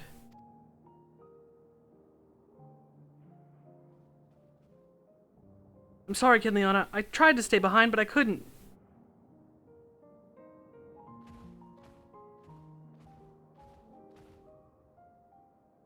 No, it cannot be. Is someone... anyone... My arms so heavy and my legs, I cannot feel my legs. My wife fled with our daughter. Find them. I need to be with them. I need... Karasov, no, Karasov, you must stay strong. More time. I thought I had... I don't want to die.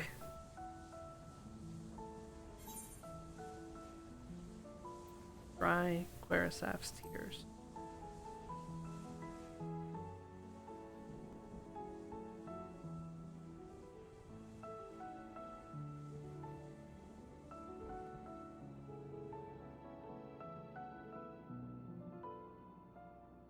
Thank you. Please, find them.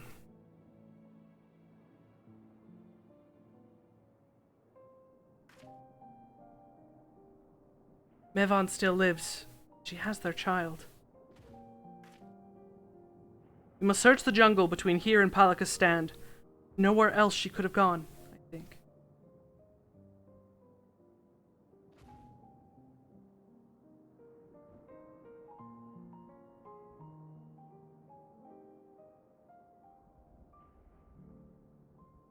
Forgive me, Karasaf.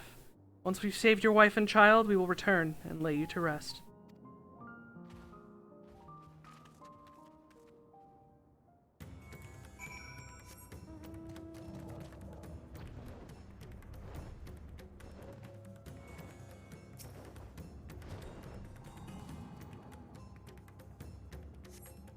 You see no tracks or other signs of recent travel. Mevon and the child must be elsewhere.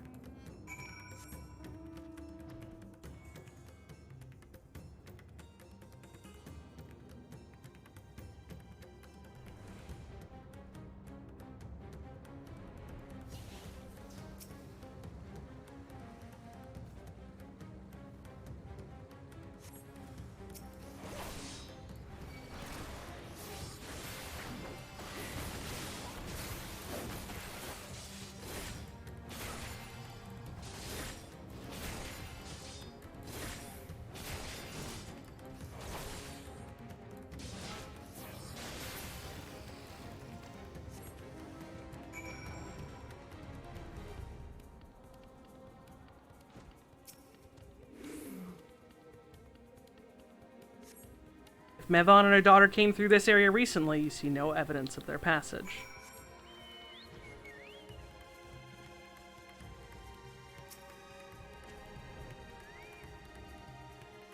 Did you see any sign of them? I found nothing. Perhaps the beasts have chased them further from the village. Oh, gods above, I beseech you, pray deliver Mevon and her little one to safety.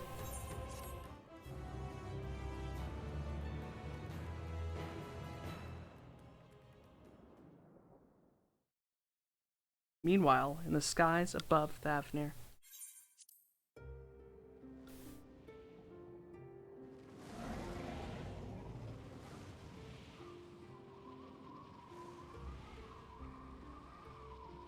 No more enemies to trouble us here.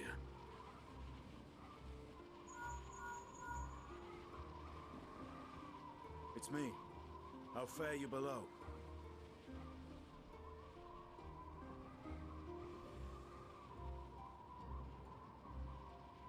Understood. I will inform Vritra.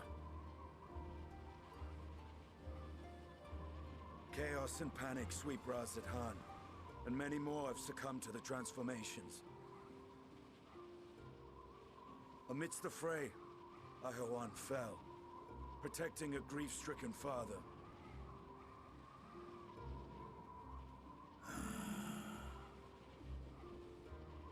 My friends fight alongside your Radiant host to secure the capital. Beasts have been sighted in Palakistan as well. We have divided our forces in hopes of quelling the threat there. Of small solace is that we now know what triggers the transformation. As my companions tell it,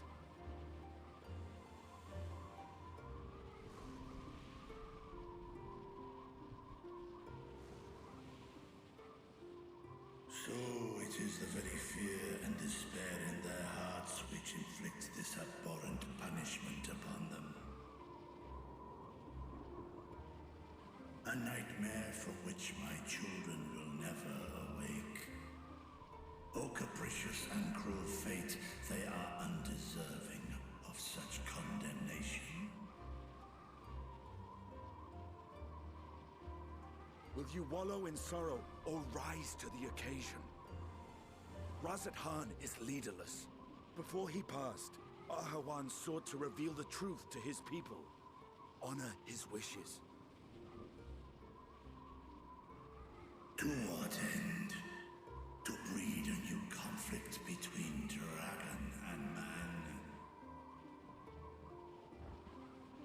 These claws could reduce thee to shreds with a touch. These jaws crush thy bones to dust.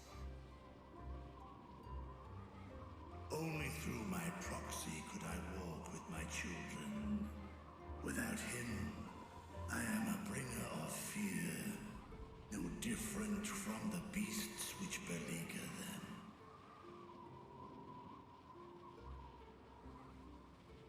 Perhaps so. Only in death were Hraesvelgr and Shiva united. Indeed, whenever man and dragon have come together, death has ever been the inevitable result. It was our fear of your kind that sparked a nigh-endless war. Fear and hate of which Nidhogg drank deep as he laid waste to my homeland. And in turn, I took my revenge on his brood. Blood for blood, pain for pain. I thought nothing of theirs, only of mine. And yet, were the chasm between us too vast and too deep, Hraesvelgr would not have borne Isael to battle and our rescue. He would never have entrusted a mortal champion with one of his eyes, and the Dragonsong War would still rage on. And I would still wage a never-ending war of violence and vengeance. The future of our star be damned. I cannot speak for Ahawan's greater goals, yet I know that he served you, served your people, long and true. In this time of unprecedented crisis, he turned to you. You could do worse than to place your trust in him. It will not be easy, but the future of Razat Khan hangs in the balance.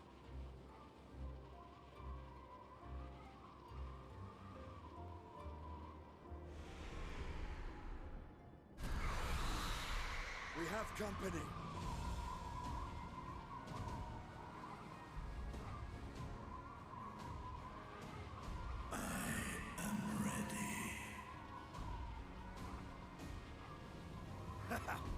The hour has come, Vritra! It's all or nothing!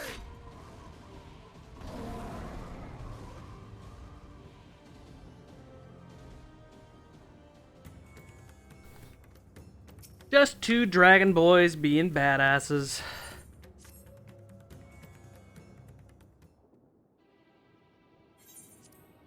If Mevon fled deeper into the jungle, she and her child are in grave danger. Whatever we to do, gods have mercy! Hey, you cannot let fear consume you.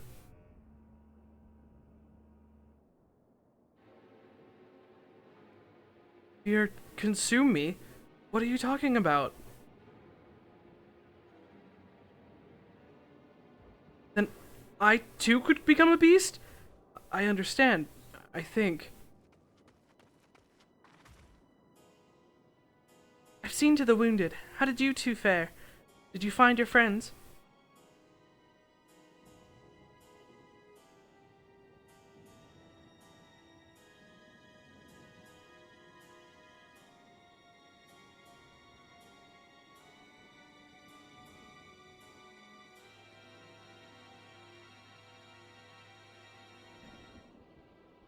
I see.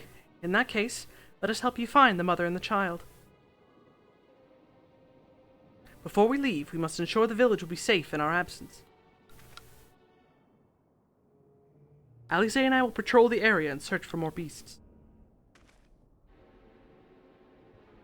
Would you and Matsia speak with Elder Yerevet? Pray explain to him the situation and join us as soon as you're able.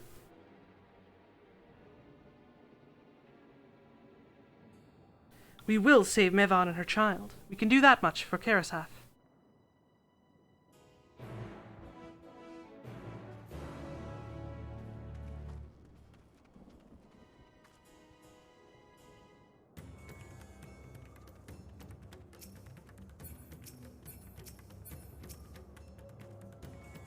I'm heartened to see you both safe, but what of the family?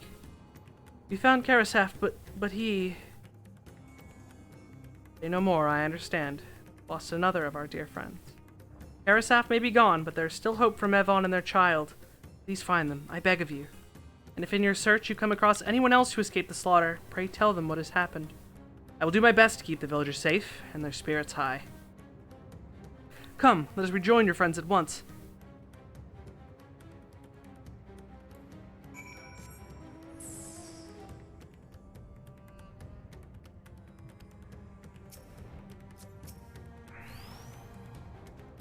I'm pleased to report that the vicinity appears to be beast-free, no doubt thanks to your earlier efforts. And with that, let us resume our search for your friend and her child. Where shall we begin, Matsia? If we follow Kisodra south, we will arrive at Purusa, a temple. It is a sacred place where people go to commune with the divinities. It's possible that Mevan sought shelter there, and perhaps other villagers as well. Then it's settled. Matsia, stay close to me, alright? You two take the lead. Keep an eye out for beasts and anyone in need of help. Very well. We'll make for Purusa as quickly as we're able. With me!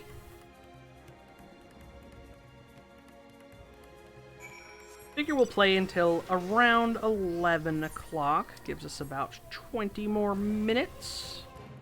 And then I should go the hell. Think about it. At least think about Slep.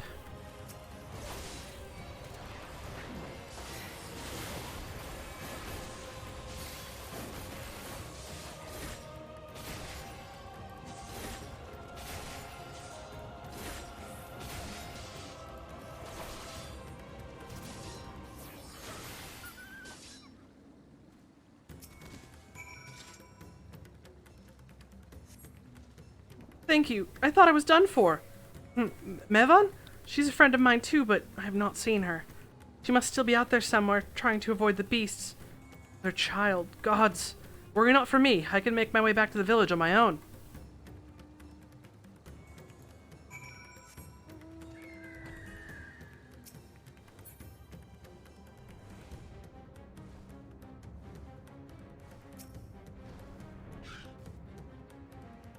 Kimliana, wait. Purusa lies just up ahead, but something terrible's happened. The beasts have come, and many have already been killed. Alfino and Alize have gone to do what they can, but there are so many. More than I could count. You must be ready.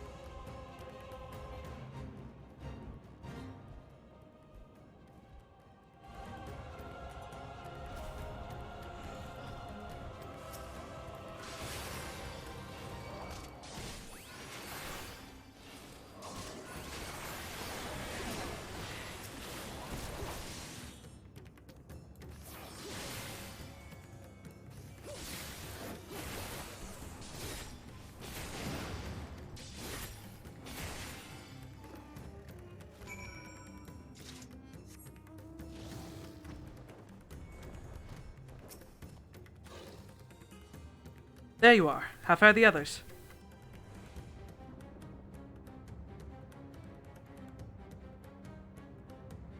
I see. You've seen to all the beasts in sight. In that case, let's have everyone gather in front of the temple.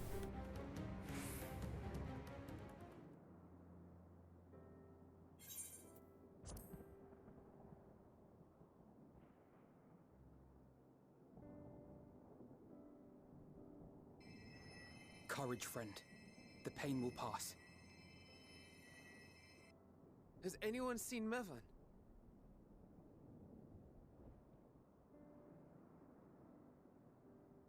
Where could she be?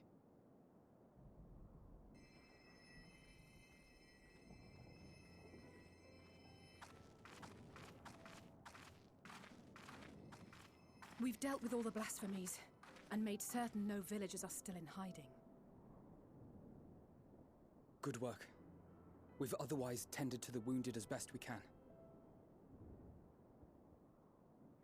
What will become of us? Help is on the way, surely. We may have to abandon our homes now, but we will return someday. But where can we go? Is anywhere even safe? That I cannot say. Well, I can. Nowhere's safe. Run all you like, but there's no escaping these things. And even if I could, it's too late for my family.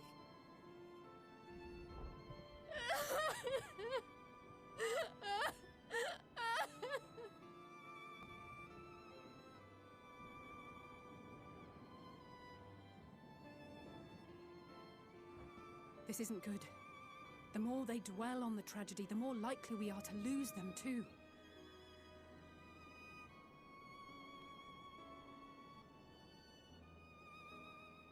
My friends, this is a place of worship.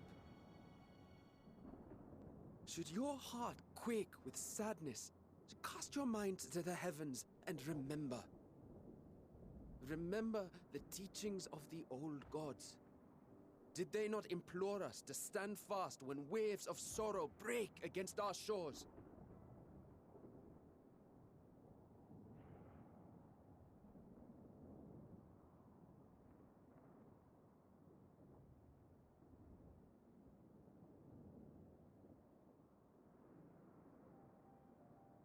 Know this, my children. There is more ugliness than beauty in this world. To live is to suffer. To drink of calamity and drown in anguish. To toil and be tested, always and ever. 'Tis a perilous path you walk. Death lurks in the dark, and is the sole promise that awaits at journey's end. You will tremble with terror. You will weep tears of anger and despair.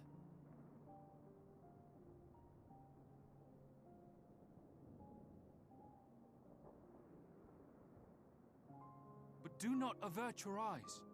See your life for what it is. Then will you see how the hardships make you strong.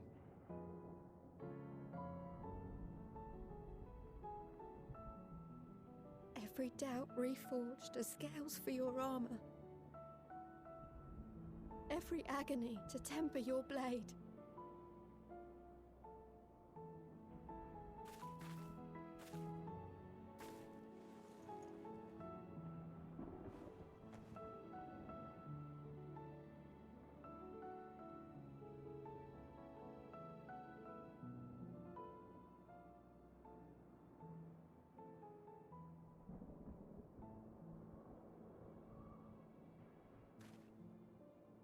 Thank you, lad.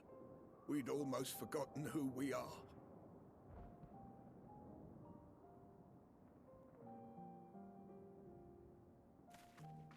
My undying gratitude to you as well, my friends.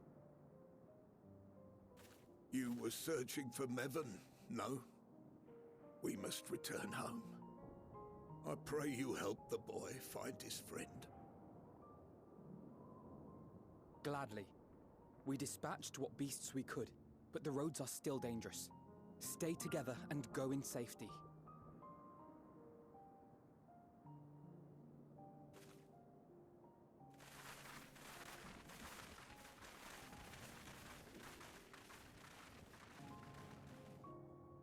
That was very impressive, what you did back there.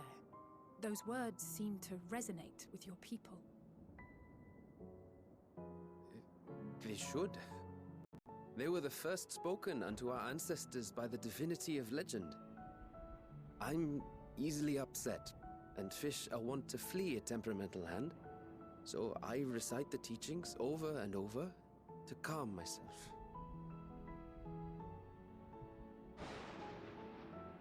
They're lovely and inspiring to hear, though I imagine they were born of great misfortune. They are born of life. There's as much bad as good in it. More, many would attest. All the more reason to appreciate the good when you can. I won't argue with that.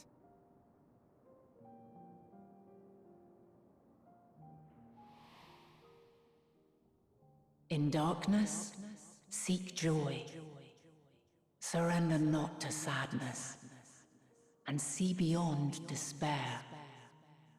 Walk free, and bear the light for others to follow.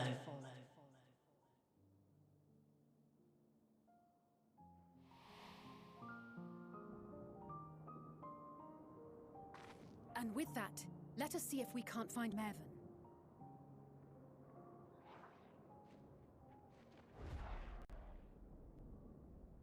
Did you see? That beast was chasing someone.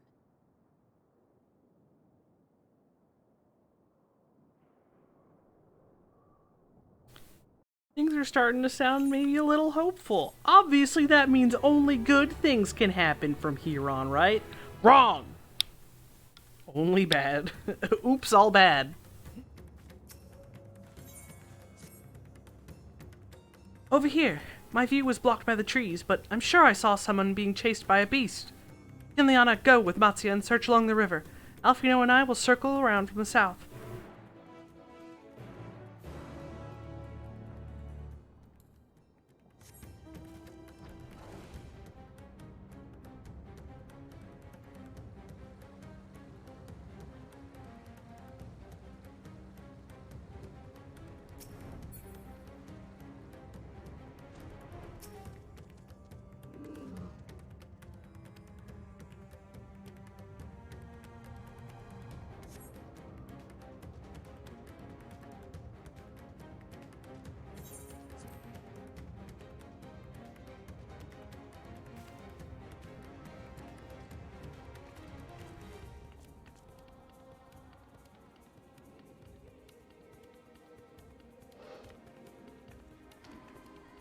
That's her!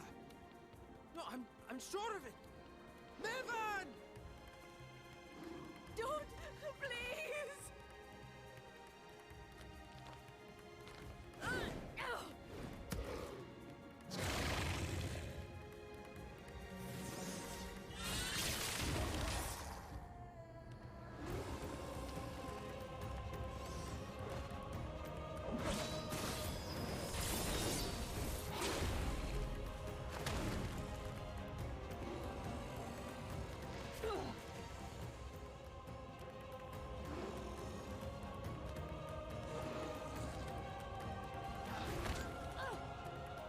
Yep.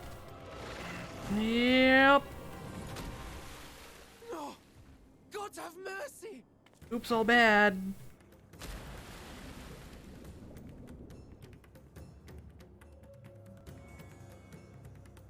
Grabbed by her head and chucked in the water.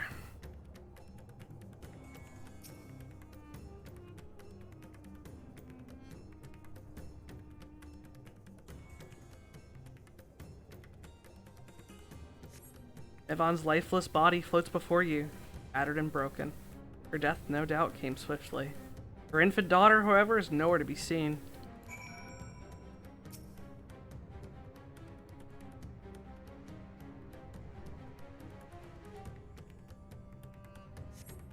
Take the babe into your arms. If she yet lives, you cannot tell, but she will surely not survive unless you carry her to the surface at once.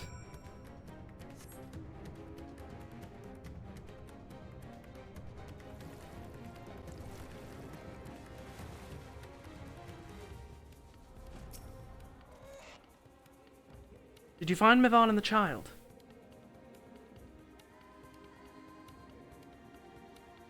Damn it all. You have the child. Let me see her.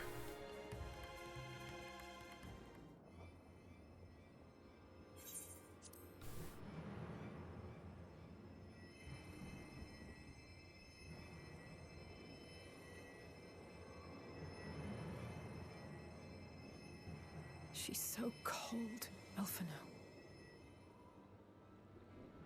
The child is alert, and I see no wounds, and yet she grows weaker. My spells can do no more. What she needs is a change of clothes and a warm bed. We must hurry back.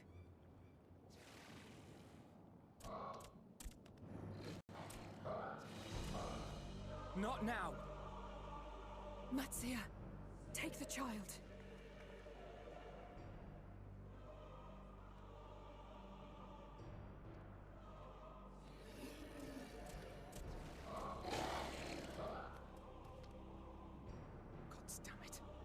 It appears we've made enough noise to be heard for miles around. More will be upon us ere long. We make our stand here. Mattia, can you take her back to the village? But the child, all by myself. You can't be serious. The beasts will follow you home unless we stop them here. And so we shall. Be strong, Matsia. Her life is in your hands. Right. I can do it. I know you can. We'll keep them busy, Matsia. Go! Quickly!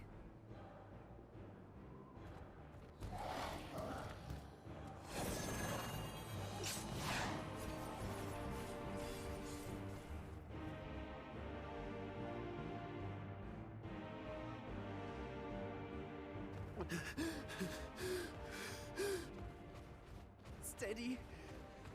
You know the way.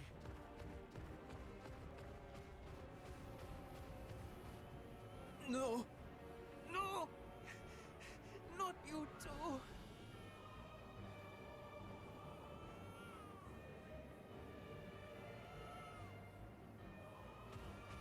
Don't be afraid. Don't be afraid. To live is to suffer, to drink of calamity. It is a perilous path. Death lurks in the dark.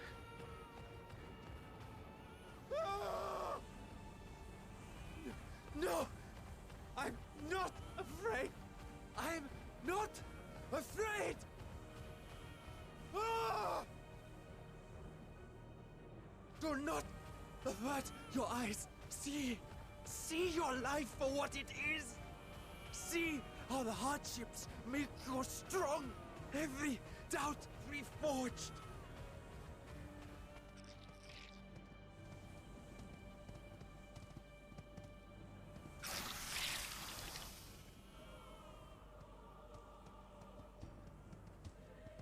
Every agony.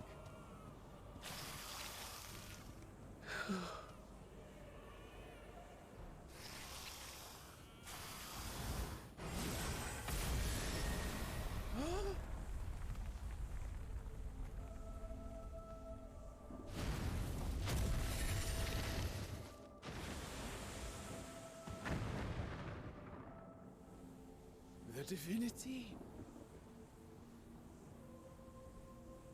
Nay, but one who would deliver thee just the same.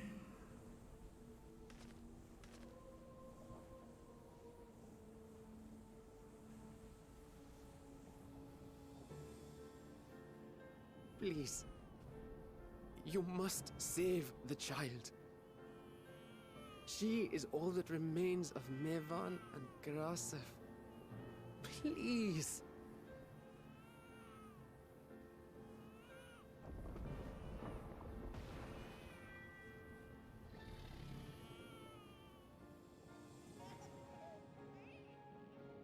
Well, well. Seems the babe's taken a liking to you.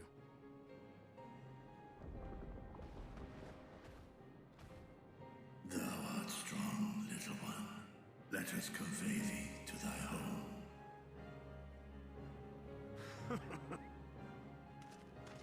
I spied our friends as we flew in.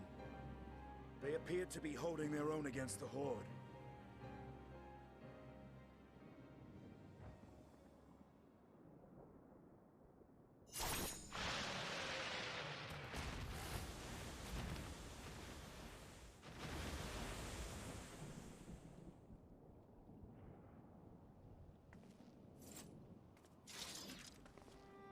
Right. That's the last of them. We should hurry and find Matsia.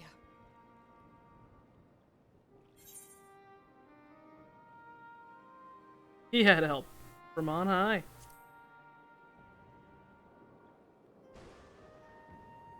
What, like divine aid? A fine battle it must have been. Shame I missed it. Estinian, it was you who came to Mattia's aid. I was only along for the ride. Vritra was the one who saw the boy was in need. The two are headed back to the village. Where the worm will honor Ahiwan's wishes and finally reveal himself to his people. Perhaps so. Will you go and join them? There's something I need to do first. Mervyn gave her life so that her child might live. She deserves better than to be left to drift alone. She deserves to be laid to rest beside her husband, at least.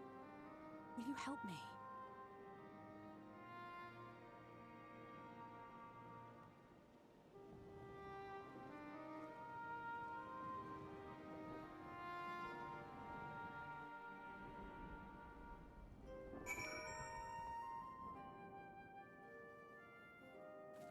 Mickey, you really out here asking if I'm done with this yet?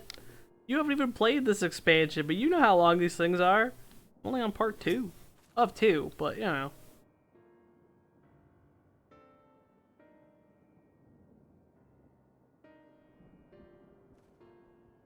We've done what we can. So the villagers of Palika stand to perform the funeral rites. Nothing else, Mevan and Kerasaf died as they lived, as themselves, and not as beasts.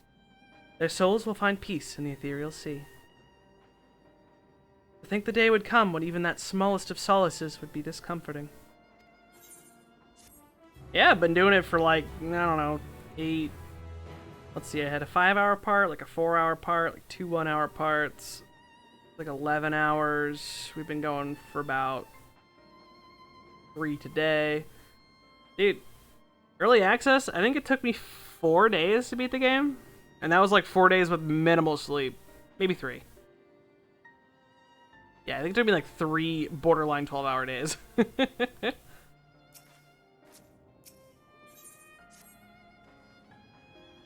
You are ready then. In that case, let us head to Palika's stand. No doubt Vritra is awaiting us.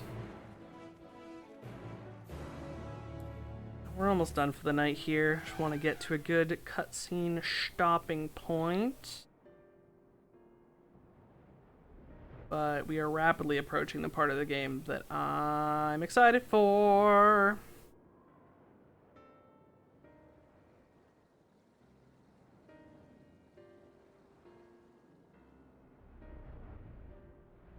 Hello, Vritra.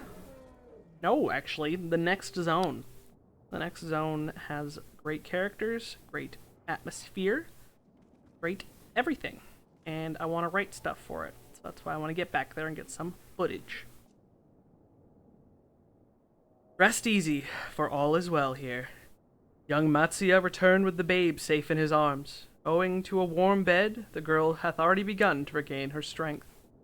Less joyously received was word of the mother and father's fate, as well as that of their transformed neighbors. How many children of Thavnir must we lose to this calamity? Mothers and fathers, brothers and sisters, sons and daughters, every death another void that can never be filled. We who survive them must carry the weight of their memory as we strive to regain a semblance of what we have lost. Karasaf and Mevom's babe is a child of Thavnir as well. I thank you for returning her to us safe.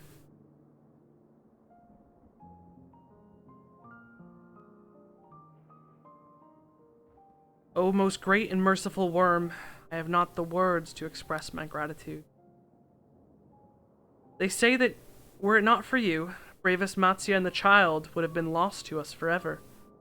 Long had I heard the rumors that a mighty dragon had forged a pact of friendship with the satrap, but never would I have expected such a kind and gentle soul. Truth in part, but not in whole.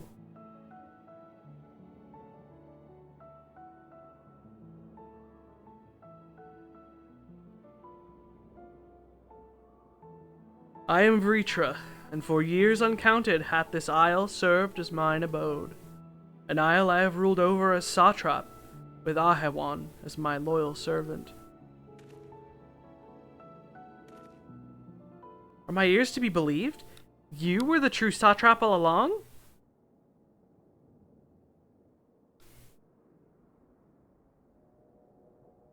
Nidana, what are you doing here?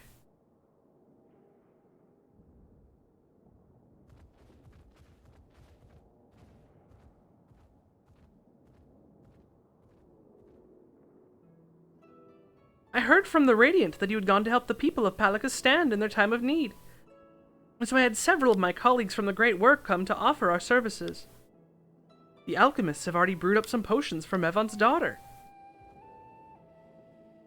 But enough about us. You and your role are the far greater enigma.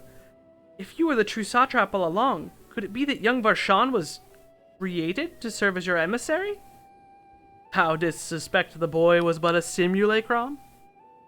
A rumor has circulated for many years around the High Crucible that our most skilled alchemist were once commissioned by the satrap's family in secret to fashion a mammoth indistinguishable from a living boy. Looking at Varshan with that knowledge, I simply put two and two together. I was not alone in drawing this conclusion, but like me, they no doubt recognized that the satrap was using the simulacron to work more closely with his people, and decided not to press the issue. I had always assumed one of Ahewan's associates was manipulating it from afar, though the truth is indeed far more surprising. It is an honor to meet you in the flesh, Master Vritra. Pray allow me to express my gratitude. If you had not believed in and given us your scales, I do not know where we would be. Thank you from the bottom of my heart. 'Twas thou and thy fellow alchemists that fashioned the means to unmake the towers. You were the saviors not only of Radzat-Han, but the star. Far too kind you are, Master Vritra, but the star yet wants for salvation. Once more will my colleagues and I commit the knowledge and resources at our disposal to the mission of aiding the people in their darkest hour. 'Twould seem this place is in good hands. I would return to see how Radzat-Han fares. What will you do, Scions? I worry for the survivors we met in Perusa. Shall we pay them a visit before making our way back? In that case, might I ask a favor? Nothing too burdensome, I promise. This way.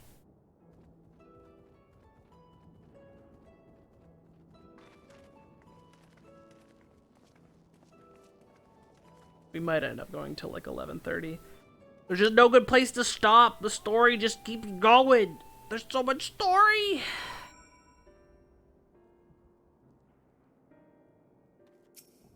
I am in a fireplace. I want you all to know that I am on fire. Needs to simmer just a bit longer, I'd say. In the meantime, I was hoping I might ask you a few questions. The red sky, those terrible beasts. What in the name of the sisters is happening here in Thavnir? A lot of things, Nidana. You missed a lot. Went to the moon. It's pretty cool. Oh my, that's rather a lot to take in. It would seem the situation is even more grave than we suspected. Thank you, friend. My colleagues and I will use your knowledge to see if it can further our own research. And with that, here we are. A pot of piping hot chai, brewed from my own secret recipe of spices and tea leaves, together with hearty helpings of rich milk and purest sugar. I've made enough for everyone in the village. Might I trouble you to deliver a few cups? The drink has medicinal properties, then? Not in the least. The ingredients are quite ordinary. It's so very tasty, though, and has a way of lifting the spirits. The spicy aroma and distinctive sweetness of chai is a simple, everyday pleasure on our island. Sometimes the best medicine is the simplest. A lovely sentiment, Nadana. By all means, allow us to assist.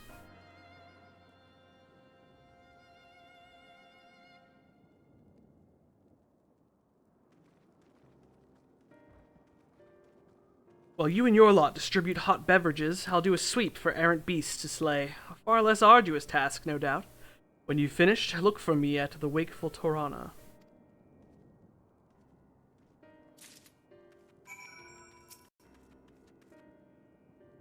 Look at 'em all, lazing about, knowing full well the beast might strike again at any moment. Do they not realize their lives are in danger? Well, I, for one, intend to survive. I'm too young to die. Yes, I'll leave this island behind if I must. But where would I go?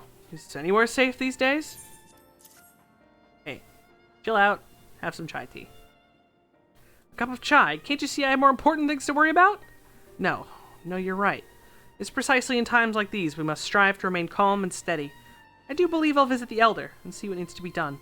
If there's any way I can aid my village and my friends, I will do it.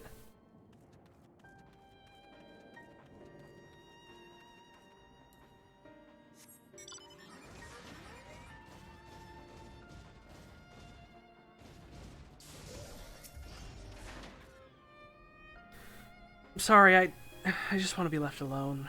My best friend and I, we fled the village together. One of the beasts took him and it was all I could do to run. All the while I could hear the monstrous voice screaming my name.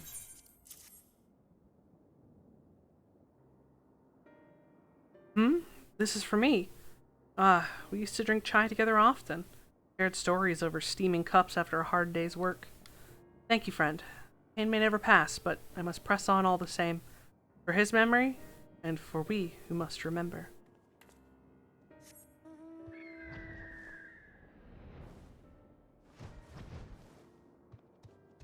Weary citizen? Wait, I know you. You're the one who saved us from those beasts back at the temple. Were it not for you, well, let's not even think about that. At times like this, we mustn't dwell on what might have been, but look to the future. What future awaits us? How can Radzadhan hope to recover from this? Most of my friends are gone, and I don't know where to turn. Hey, chill out, have some tea. Cup of chai? Well, if you insist. That aroma has a way of clearing the mind. Come to think of it, we've faced our fair share of trials in the past as well. And no matter how hard the times, we've always come together as a people united. One day at a time, one step at a time. That is all any of us can do. Yes, back to work. Once I've finished this cup. Thank you.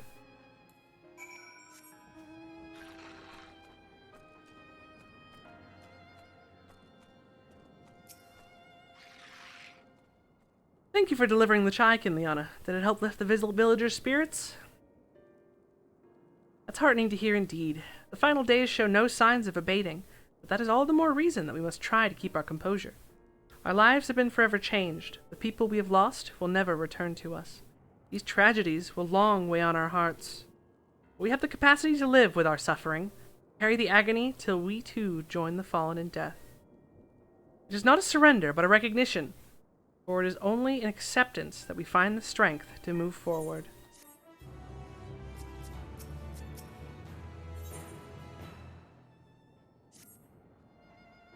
As you have finished your deliveries, might I talk with you for a moment? I was curious to know what has become of Mevon and Karasaf's remains. Oh, thank you, friend. Surely they will be able to rest peacefully by each other's side. I and the people of Palakistan will perform the rites as soon as we are able. As for the child, it will not be easy for her growing up without her parents, but I promise to do what I can. Once she's able to eat solid food, the fish I catch will help nourish her.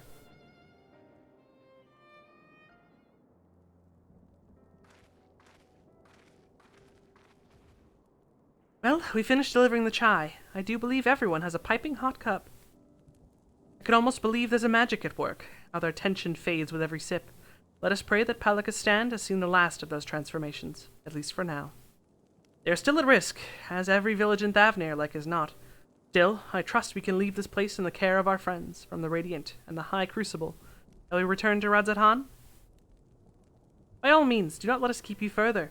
There's still many who have need for your wisdom and strength to deliver them from these terrible calamity. And I will do what I can as well. I will bring rations and supplies from Akyali. We have plenty to spare. And let us find Estinian and be on our way. Where did he wander off to again? The Wakeful Tirana, near the bridge at Radzat-Han, as I recall. Very well, then. Yeah, there's a big cutscene here in Radzat-Han. We'll watch that, and then that will be the end of it. I do believe for the night. We'll see. We'll see. We've done most of the Thavnir stuff. I've kind of been doing like every day I've streamed like a zone, which has been kind of a nice pace. In terms of like finishing within a reasonable amount of time, but getting late. Alfino told me everything. Well, glad am I to hear the people are safe. Likewise, you'll be pleased to know I found no evidence of lingering beasts in the jungle and ruins. It would seem you finished off the last of them. Trying times yet lie ahead for the people of Thavnir. Fortunately, they have a wise and benevolent satrap to shepherd them through. Speaking of which, I received word from Thancred not a short while ago. He awaits our return to the city on Alzadal's path.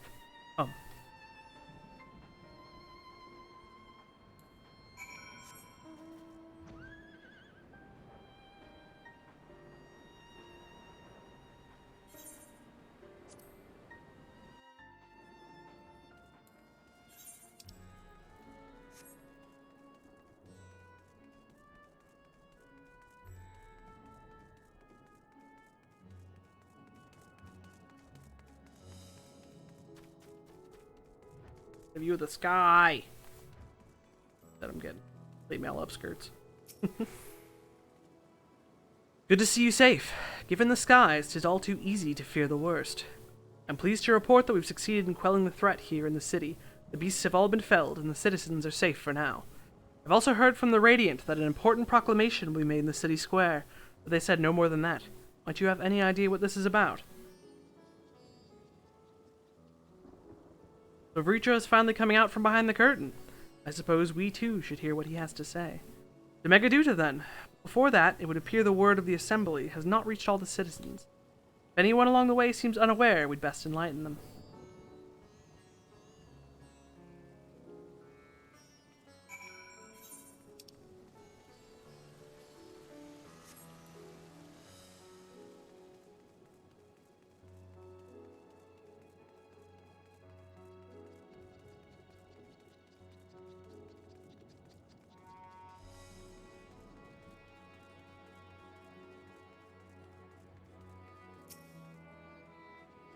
Are the beasts all gone? I've been hiding and I'm too scared to go out and look. Oh, that's a relief. I thought one of those beasts was going to eat me. I wonder where Varshan is. He's the slowest runner. I hope he got away. He could be with the other people from the palace. Maybe I'll see him in the square.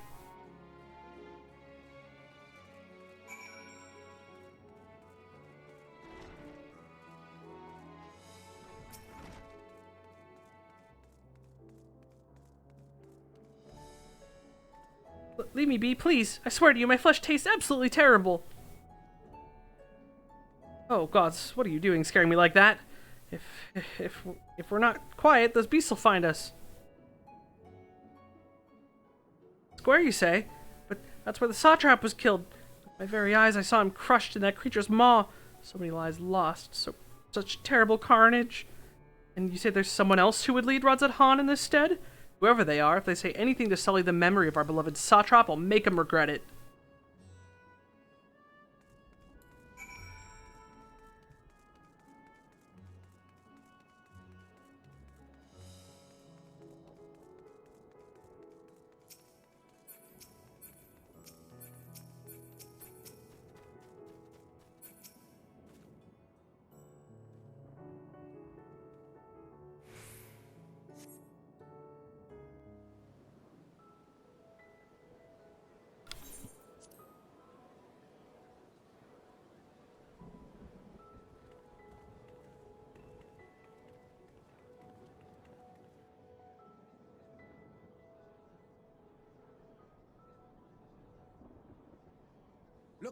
Someone's coming.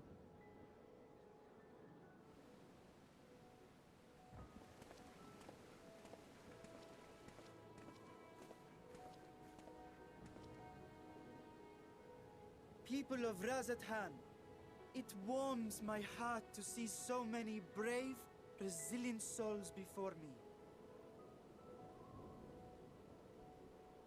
Today, I would share with you a great revelation. But before I do, I must make a humble request.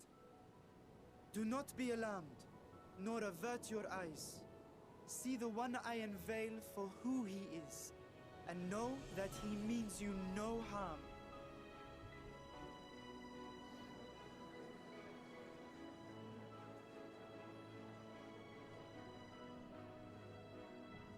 Very well. I dare say it can't be worse than the horrors we've already seen. Many thanks.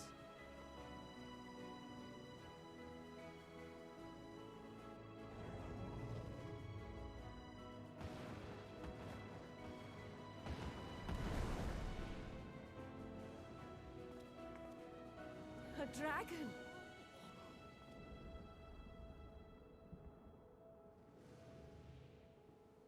Wow!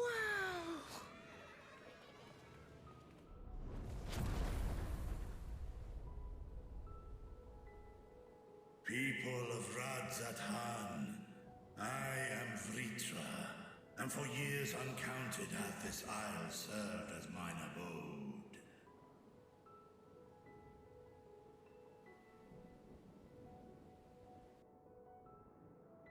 'Tis as the Satrap's ally I am known.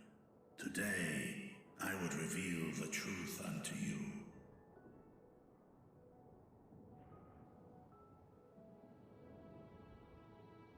Let us hope they accept him.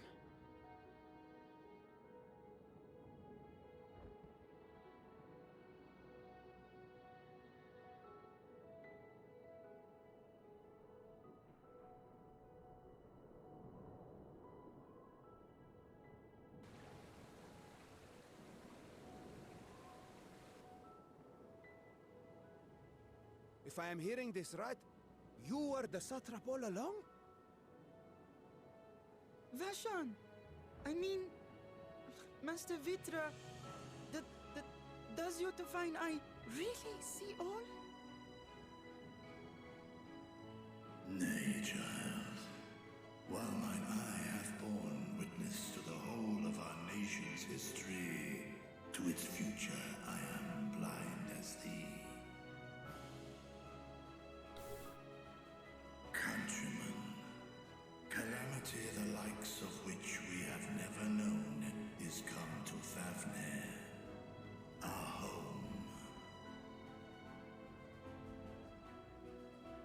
Friends and loved ones have been taken from us. I, too, have lost my closest confidant.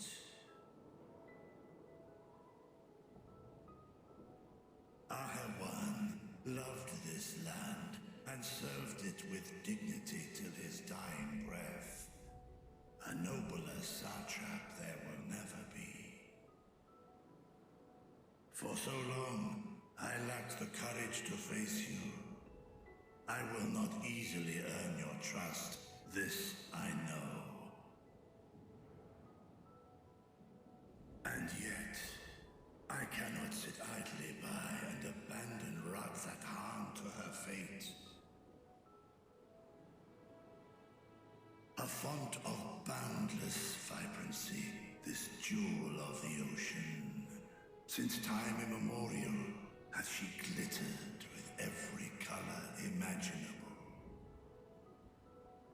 To this dragon, slumbering in his dark lair, 'twas a mesmerizing sight, and one that brought no end of joy to my heart. This calamity hath stolen too much from you already, yet so long as you live, the light of Radzathan will never be extinguished. I pray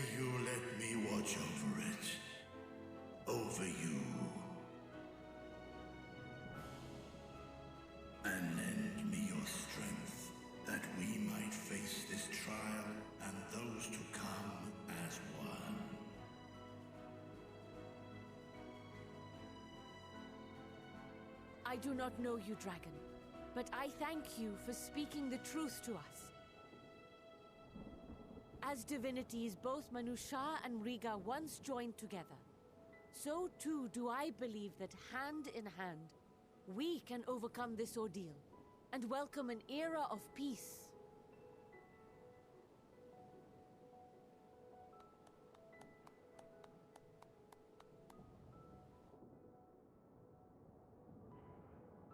A sight that would have surely brought a smile to Izael's face.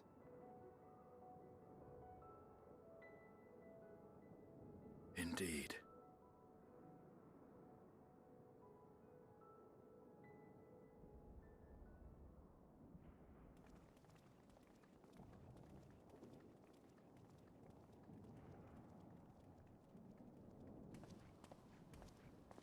Excuse me, but I must speak with the Satrap at once. Father!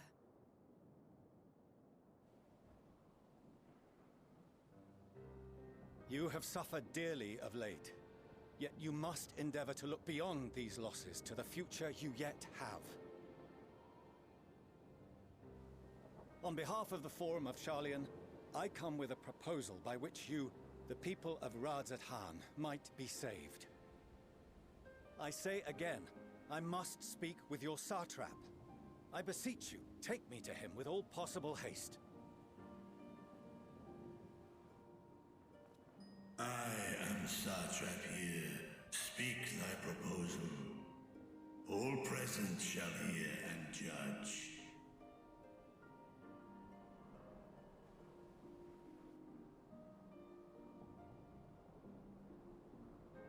If I have given offense, then I apologize. First, allow me to share with you what knowledge we have of the phenomenon responsible for your woes. The final days. 'Tis an affliction of stagnancy and rot, sown into the currents of the star. Though the first prominent manifestation was here, in Thavner, it will invariably spread to every corner of the world. The Forum was forewarned of this apocalypse several centuries ago. Thenceforth, my predecessors sought to prepare for the end times in the only conceivable fashion, by securing a means of escape.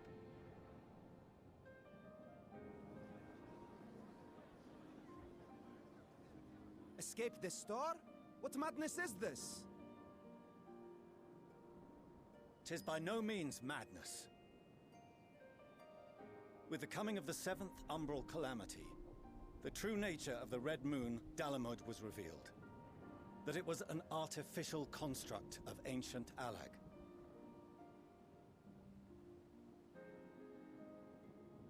But what of the Silver Moon?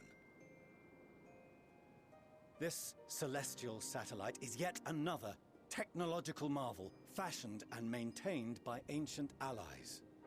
A ship that will sail the heavens and deliver our people from destruction. And by our people, I speak not only of Sharlayan. We mean to save every man, woman, and child it is within our power to save. Including you, our dear friends of Radzat-Han. Recent events necessitate adjustments be made, and quickly, but we can and will escort you safely to the moon.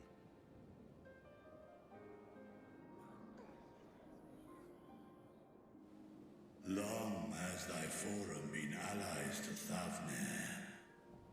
I trust thou dost not extend this offer lightly.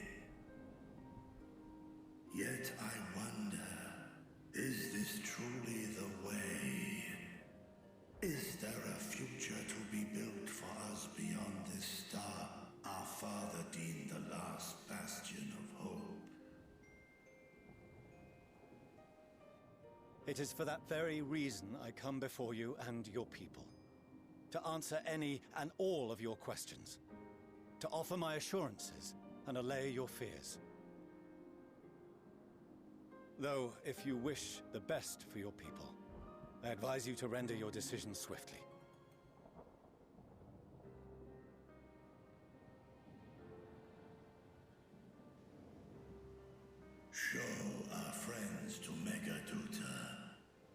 to be received as honored guests.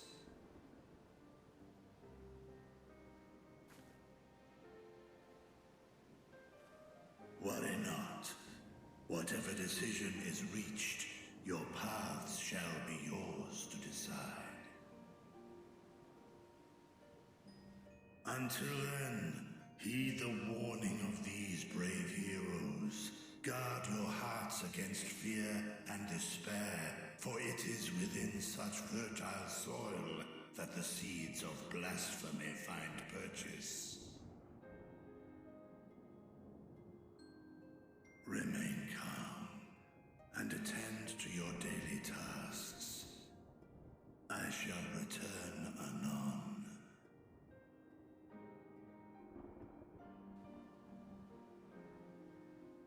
We'll do as you say, Master Vitra.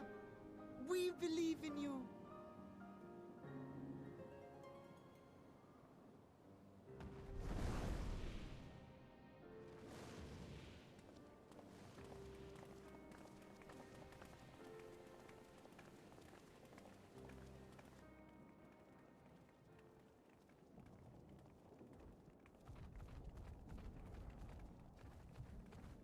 Oh, you're still here. What a relief. Nidana, what's the matter? Has something happened at Palaka's stand? Oh, no, not that I know of. I just hope to hear your thoughts on a theory of mine. All who undergo the transformation are drained of their ether, yes? What is it then that gives these beasts the strength to carry on as they do? Logically, they must be drawing upon an alternate form of vital energy. That put me in mind of our earlier conversation, when I tried to explain the essence which many confuse with ether. Akasha. Yes, I remember. The unseen gift bestowed from on high. An energy influenced solely by emotion. Yes, yes. In this instance, negative ones set Akasha into motion, thereby infusing the beasts with vitality. I posit this as the mechanism by which the beasts are born and sustained. Ah, do you still have that flower?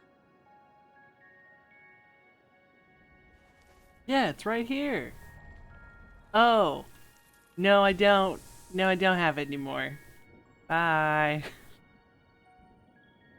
If we accept that it once shone bright by drawing upon Akasha, influenced by the thoughts of those nearby, then fear, terror, despair, negative emotions so powerful as to suffocate it, permeated the air in this place.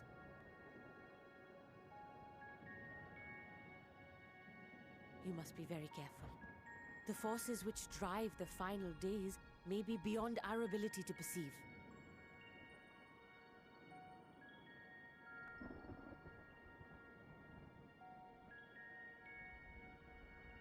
Sorry, I didn't mean to scare you like that. At any rate, I will continue my research into Akasha. Do temper your expectations, however. There are sadly few detailed studies upon which I may draw. Formulating a new theory as you have is itself no small feat.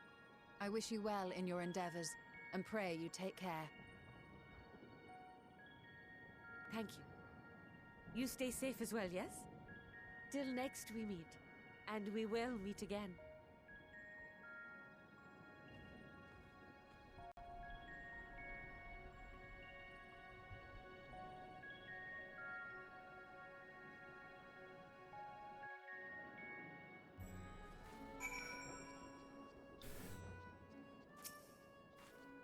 As far as we've come, and after all of the horrors we have seen, there's still so much we do not know about the final days. Could it be as Nadana said, that the cause of this phenomenon is beyond our comprehension? And if so, are we powerless to forestall it?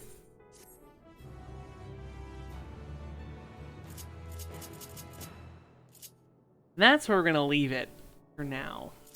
Because if we keep going, we're just gonna keep hitting more cutscenes. If we just keep going, we will just never stop going. Just do how it be. Thank you for hanging out with me. That's going to be it for Endwalker at this moment. We got a lot done. Doom and gloom everywhere. Where can we possibly go? I know, and I'm excited. Next zone, like I said, I'm so looking forward to. It makes my heart happy and sad all at once. Today's Thursday. Tomorrow is Friday, thank goodness. Stream is questionable. I might do something really short, like Bayonetta or something. I have Dungeons and Dragons at 6 o'clock. So, it depends on when we end. If I maybe do an after stream. I don't know if I'm going to do one before, though, because that would just be an hour and a half. So, who knows? But that will be it. I appreciate anyone lurking, and I will hopefully catch you in the next stream. Have a good night.